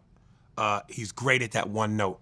That being said, it feels like it's a shame to me that I almost attribute most of what keeps him relevant now is not comedy, it's talking shit about people. Like he seems to keep he definitely has a shock value part. He keeps so many people's name in his mouths that it's almost like a male orgy going on in there. And I'm just like, dude, I wish you the best, Corey. I wish you could say whatever the fuck you want to say about me. I wish you the best. I wish you nothing but love. And if I do believe in God, you in my prayers. I'm done. I don't want to waste time on Corey Holcomb. I think with the point that me and Corey could actually have a conversation. Because there's some stuff, the Farrakhan stuff he always kind of used against me. I've addressed it at this point. I think it might be time for me and Corey to just get on the phone, have a conversation, maybe do each other's shows. I'm willing to do his show first. Okay. And I'm hoping that in the process, maybe whatever friction went on, maybe I can fix it. Okay. I will try to. Good for you. You're a big Jamie Foxx fan. Yeah. Musically. And acting-wise. Not comedy? Comedy, he just doesn't blow me away like that. I like him comedy-wise. But acting-wise and musically, he's a monster. When you say comedy, you're talking about stand-up or as acting? Stand-up. So, for example, Living Color. He was on In Living Color when it was on its way out. Yeah. But the Wanda character. The Wanda character. I thought was hilarious. He didn't seem to do much outside of that. In terms of what? Comedy? And on In Living Color. Yeah, right. Like when you think Jamie Foxx on In Living Color, that's what stands out, I think, the most is the Wanda character. Listen, I actually like his stand-ups. Like his stand-ups from like whatever before. Like I've seen him really just kind of kill it. stand-up wise, and him being so uber talented, he incorporates singing and piano and all this type of stuff. If I had a choice to buy a comedy album or a singing album, I'm buying the singing album. No, I feel you. Yeah. Did you watch his last stand-up? I didn't. I started watching it and I just kind of turned it off. Let me tell you, first of all, my favorite movie of his, one of my favorite movies, period, is Ray. Ray is just phenomenal. But then I also loved him in Collateral Damage, Any Given Sunday. I think he's incredible as an actor. Yeah. And I love him as a musician. I think he's actually, would you say he's the most talented stand-up comedian ever? Because there's also Eddie Murphy. This is a hard one. You know, this is a hard one because musically, Jamie's better. My base is in comedy, so I got to give that to Eddie Murphy. Yeah. Now, listen, I know Eddie has dabbled in music. Yeah. But come on. Party all the time. That's it. I was a king with Michael Jackson. And Put Your Mouth on Me. Come on, man. I don't even know these songs. You don't know them songs? Wait, Eddie Murphy has a song with Michael Jackson? Yes. Wait, what? What's Up With You? It's called What's Up? I know I remember that song. What's Up With You? Was that a Michael Jackson song? Him and Michael. No, but is it Michael featuring Eddie or the other way around? Eddie featuring Michael. Oh shit, he got a Michael Jackson feature? And they're on like in the clouds singing with birds and shit. I remember this song. Like a Disney vignette. Hold on a second. What's up with you? What's up with you? Oh, here we go. Yeah, it's like set in the clouds and so forth. Yeah. Put Your Mouth on Me. Oh, sweet baby, lips are for kissing. Party All the Time was the jam, though. Put your mouth Party on all me. the time. Who taught you how to do that? You're not going to say Party All the Time wasn't jam? That was a joke. That was like a funny song. No, I don't think it was a funny song. That was not taken seriously. I feel that was Rick James when he was in his bag. Like, he was so good that he could give Eddie Murphy a hit. Listen, I'm an Eddie Murphy hooer, and I'm telling you right now, nah. Put your mouth on me. Well, and listen, let me go back to Jamie. Yeah, go ahead. One of my favorite moment, which I didn't think the movie Ali was that great, but Jamie killed it as Boondini Brown, especially if you know who Boondini Brown was. But he says that one line, and the champ let me back in his life because I know he loved me. He good people. Now he know I got a problem with cocaine and them white women. Now I can deal with that cocaine, but them white women, God damn it. And then he looks at the reporter, how you deal with it, boy? Oh my God. That moment is fucking mwah. The way Jamie delivers that, and again, if you know Boondini Brown, Jamie could have got an Oscar for that. It was dead on. Dead on. So you would say Eddie Murphy's more talented overall? Comedically. Because when you look at what Eddie does when he does those characters and Coming to America, everybody tried doing that after him. Even though, if I'm being honest, Richard Pryor did it first. With what? Multiple characters. What movies? I want to say Bustin' Loose. Huh. Yeah. Okay. Yeah. You know that Richard Pryor started out as a singer? Yeah. I saw a video. It was like in black and white. Wasn't that good? But it wasn't that bad. Wasn't that bad? Yeah. Yeah. But it's so interesting. Like, seeing that, I was like, damn, he was really trying to figure it out. You know, when he started comedy, he was more so trying to pattern himself after Bill Cosby. Super clean. But that didn't work out. Well, no, it didn't. And the famous story goes, he was doing a residency in Vegas, and then one day it just hit him out of nowhere, like he had an epiphany.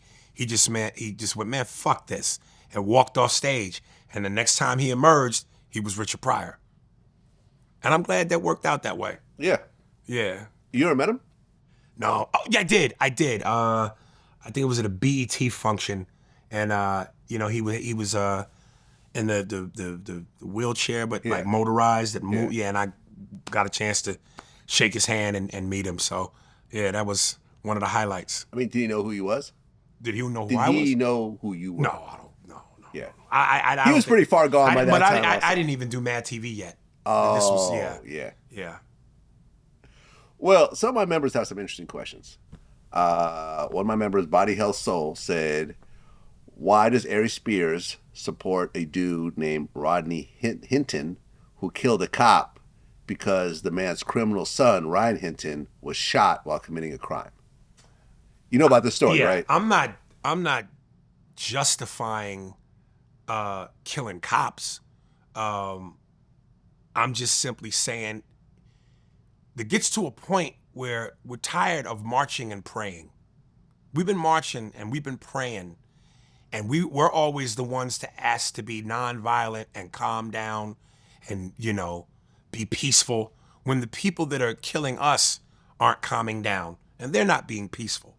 So while I'm not condoning killing cops by any means, I'm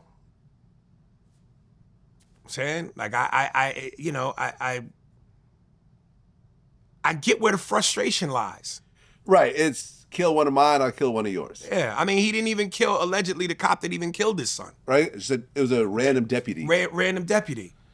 There's nothing cool about that. No, and I'm not saying there is. I'm saying that deputy. But there also is nothing cool about going into Breonna Taylor's house and killing her while she's peacefully in her bed. I get it. But there's nothing cool about killing any of the black people that have been killed unarmed when white men can be armed and get taken alive. Dylan Roof was taken to Burger King for killing 9 black people in a church. So how sympathetic am I supposed to be? I mean, look, a lot of people are rooting for Luigi Mangione, which I think is stupid. Stupid. They're actually seeking the death penalty. He's pled not guilty. So you think that he deserves to go free? Okay, let's go. Let's talk about it. What about him, Luigi? Yeah. No, the guy who killed a healthcare CEO. Yeah, listen, if you kill anybody, you should do the time. I'm not going to co-sign murder. You know what I'm saying? Unless it's self-defense. Right. I'm just saying, black people get tired of this. We get tired of being asked to be the ones to remain calm and turn the other cheek and accept it. We get tired of it. Again, that's not me that's not me co-signing killing cops. I'm just saying we get tired of this shit. Well, one of my other members, Daryl Best Wadley, said back in April 2020, you were on my show. You discussed how you were blackballed by a Fox executive for getting a role as Kevin Hart's dad on Lil Kev. Yeah. Now, have you seen the show? Is it the same one that you auditioned for? I don't think it ever came out. Oh. And if it did, I haven't seen it. Okay. Yeah. Do you feel you were blackballed? Well, the guy literally said, no, not that guy. Like, I killed the audition. Right. And some of the powers that be wanted me. But word got back to my manager that the guy, the final decision maker, said, oh, no, not that guy. I think, if I remember correctly, that was about the time you gave me a call and asked me to take down all the previous clips that we've ever done together. It might have been. It might have been. It might have been. And I said, no, thank you. Yeah, it might have been. And I'm like, if this means that here goes our friendship or whatever else, I'm like, listen, I'm not going to do it. Listen. And look, it all worked out at the end of the day. But I just accepted the fact that, you know what, I'm who I am. Right. And I'm gonna say what I'm gonna say. Like Barkley said, I'm gonna say some things, and some people gonna like it, some people gonna dislike it, and if you dislike it, you can kiss my ass. You know what I mean? And I'm not necessarily saying kiss my ass. I'm just saying, like, listen, I caught a lot of flack the first time I did your show ever. Really? And I had on the wrinkled red V-neck, and I did the whole thing about white people in the history of being murderers and committing mayhem and genocide, and how black men are supposed to be feared and we're the savages when history has shown otherwise. I caught flack for that. So anytime you have a mouthpiece and you speak the truth and speak the power and speak against the powers that be and the gatekeepers, and they don't, they have the opposite pigmentation, yeah, there's gonna be consequences and repercussions. Yeah, I feel like doing what we people do. think there's so many people, like white people think I hate white people. Really? Whenever I post something, I've never felt that you hated white people. Listen. But all the hours we spent together. No Diddy. I shouldn't even have to defend this, but here's the fragility of white people sometimes. Okay. Anytime you say anything to uplift your people, that's a threat to them. Why does me supporting my people and showing love for my people and speaking the truth, why is that a threat to you? That does not mean I dislike white people. And I really don't. I got my podcast partner is Jewish. Yes. He's uncut cocaine white. He's pure. You know what I'm saying? I eat with this dude. I break bread with this dude. I do a podcast with this dude. We travel on the road. You know? My manager, who's white, happens to be my friend. My agent, who's white and gay. So it's like, give me a break, man. It's just white fragility is something. Yeah, I had Ali Sadiq on my show recently for the first time. Ali Sadiq? Yeah. You said Ali Sadiq. Ali Sadiq. All right, you just said it funny. Okay. Ali Sadiq. Ali Sadiq, yeah. The comedian from Houston. Yeah, I know who he is. Right. And we talked about how he was on Joe Rogan. And there was like a whole joke that he does about like the new gays. It's like, oh, these new gays, they want kids. You know what I'm saying? Oh, right. You know, the old gays didn't want that, but new gays want kids. You know, and he was like, yeah, I mean, do I want gay people to have kids? I know straight couples I think shouldn't have kids and so forth. But he said how that got taken into a whole kind of cancel fest on him. And he had to like, you know, he lost work and everything else like that. And we talked about that. And he was like, it's all part of a joke. It's part of a bigger routine. It's stuff that I've been saying at comedy shows. But then you get on a Joe Rogan and that will get clipped out. And then next thing you know, that's why you're anti-gay. Like when you do podcasts or interviews, sometimes the edit gets it fucked up, or they put that clip out with just you saying that, and people only go on that. Like that question right there is a hot button question. Depends on how you splice it. No, we're gonna let you say the whole thing. If it's a clip of it, oh, here we go. Here we start all over again with the fucking backlash bullshit. Because somebody is going to want to. People ask me questions from the past all the time, and I'm like, but what about now? Because it's like, that's not even a thing. I lost some deals over that shit, and I asked a very simple question to the people who I lost the deal with. Do you think that I'm an honest person? Yeah. But you're giving me, we're cutting ties because of the backlash that you feel that I'm going to get when you know I'm an honest person, instead of just defending the position or let me explain the position. Because it wasn't, even Joe Rogan was like, man, I hate I even put it out like that. Because it's a fucked up way to present something, because I'm a comedian and the position that I was holding was based on a comparison. So I'm not this if I say this, and you're not that because of whatever the situation is. But you know, it is what it is. But when you're an independent artist, who gives a shit at this point? That's why I don't like that cocksucker from The Art of Dialogue or the people that run Comedy Hype. Because they take... I don't rock with Comedy Hype. Me and Art are cool these days. Comedy Hype has always bashed me. I hate Comedy Hype. Yeah, I hate Comedy Hype, either. And I hate The Art of Dialogue. Because what they do is they take shit out of context and then word it in such a way where it's like, I didn't say that. You putting in your headline a title that's not true. There's certain aspects to that in the full context that if you hear it in the full context, that's very different from what your title says. Mm-hmm. So yeah, that's coward shit to me. And I know their job is to get clicks and try to lure you in. They're like tabloid papers, you know? But it's garbage. You know, listen, the one thing I will give you credit for, and it's partly why I keep fucking with you, despite, it's like when you just said, dude, I know you don't hate white people. No. It's like when black people come at you and go, man, why you doing that culture vulture show? Like, dude, Vlad is not a culture vulture.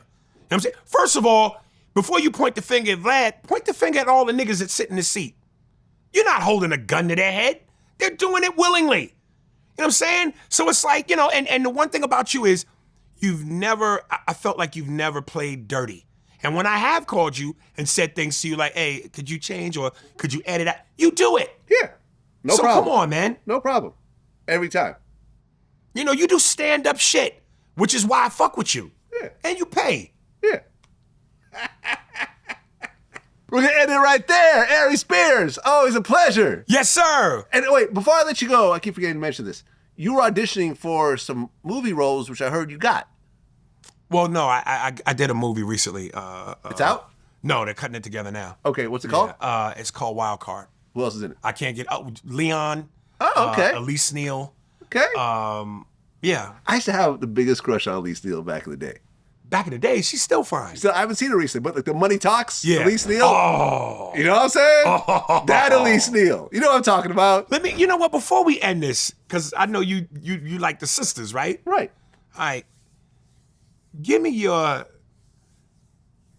Mount Rushmore of fine Hollywood actresses that you would fuck with if you had the opportunity. Who are black or Black. just okay? Let me see. You got to look that up. Well, I mean, I don't want to miss Your anybody dick should be important. able to tell you that. Okay, hold on.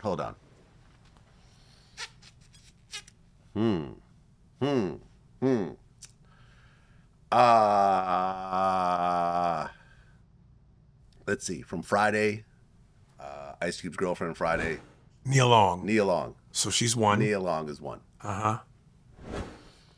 Let me do a Google search because I don't want to miss anybody important. Okay. I can throw some names at you. Tell me yay or nay. Hold on.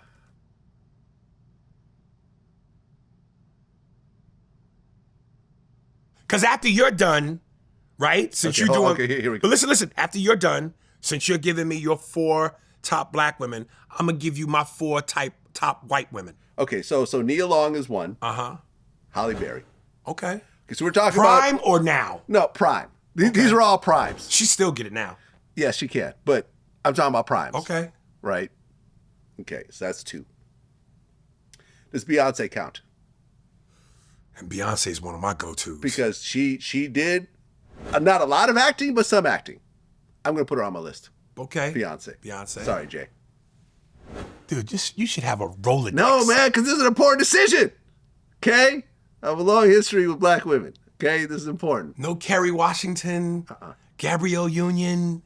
Megan Good. All beautiful women. All beautiful women.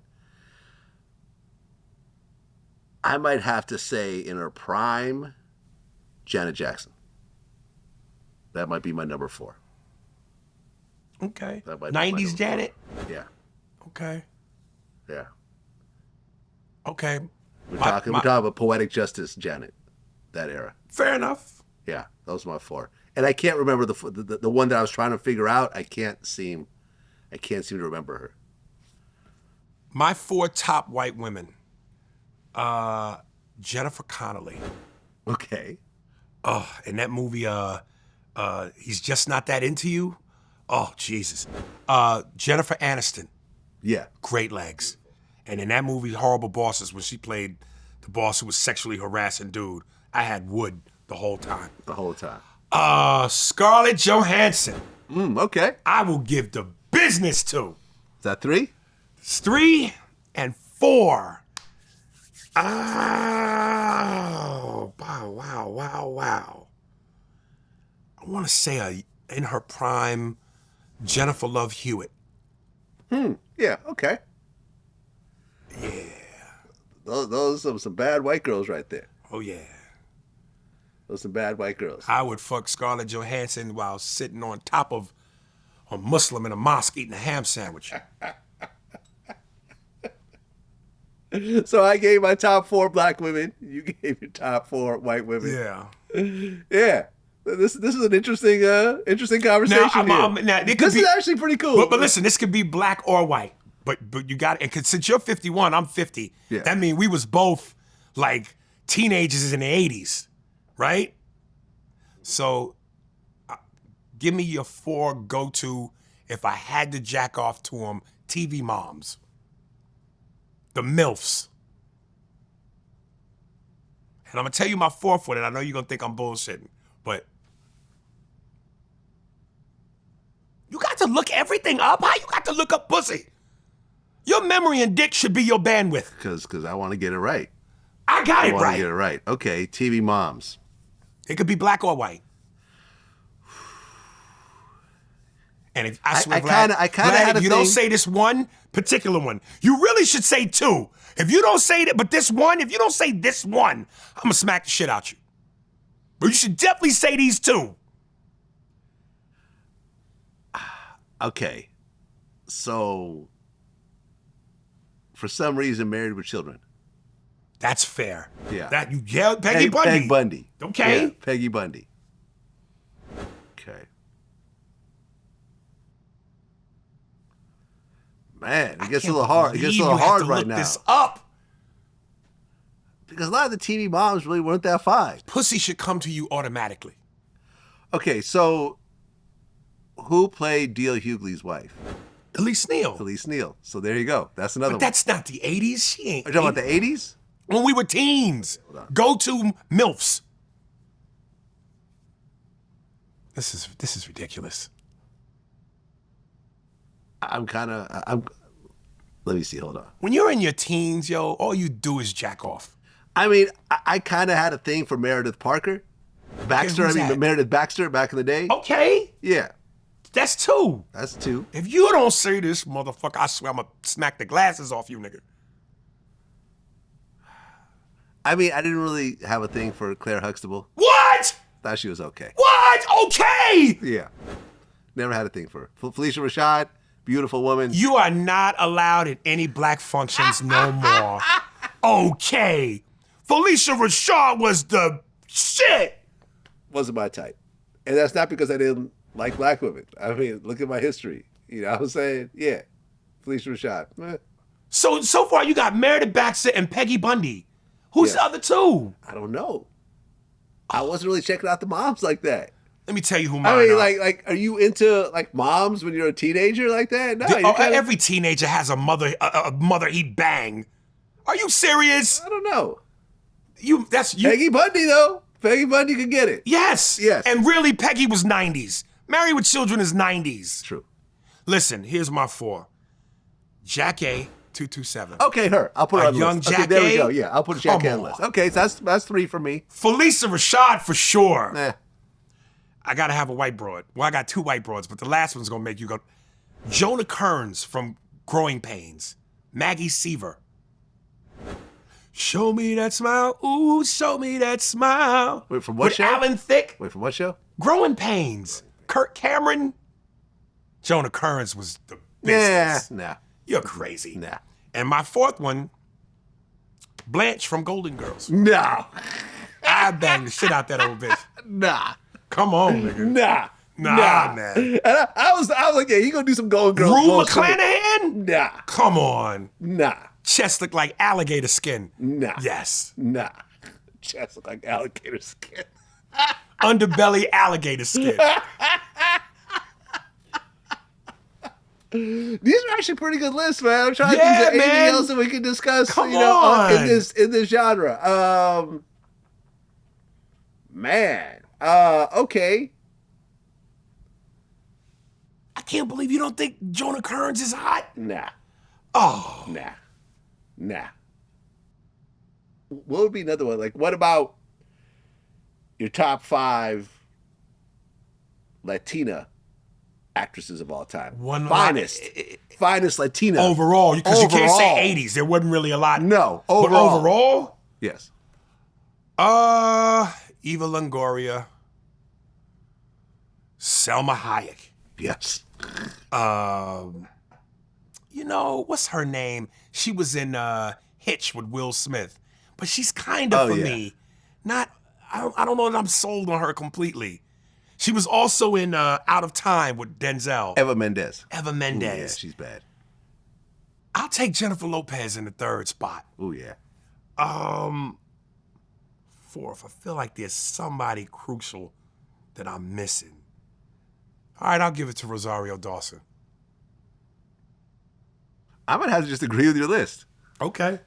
I mean, there's also Rosie Perez. Yeah, that voice is... Yeah. Yeah. She was sexy and do the right thing. Do the right thing. But I gotta, Thank God for Left Titty. But I gotta How many times you watch that? I gotta fucking leave. I can't stay. I gotta do like Mookie and get back to work. Dude, I always wanted to do a skit where I think I said it was gonna be for like a car insurance commercial or something. But I wanted to do a skit where it was like, I got two girlfriends. One is Cardi B and the other is Rosie Perez. And I'm sitting in my pickup truck. And one is on one side of me, the other's on the other side of me. And they're both giving me the business in Spanish and English. Picture Cardi B with that voice cursing you out. And Rosie Perez from Do the Right Thing cursing you out. And they're both just, and then my head explodes. And I get brain matter all over the windshield. I mean, who are some other ones in the Latina section? There's Jessica Alba. Yeah, she comes off more white to me though. Sofia Vergara. Oh yeah. Yeah. Oh yeah. That thick accent. Oh yeah.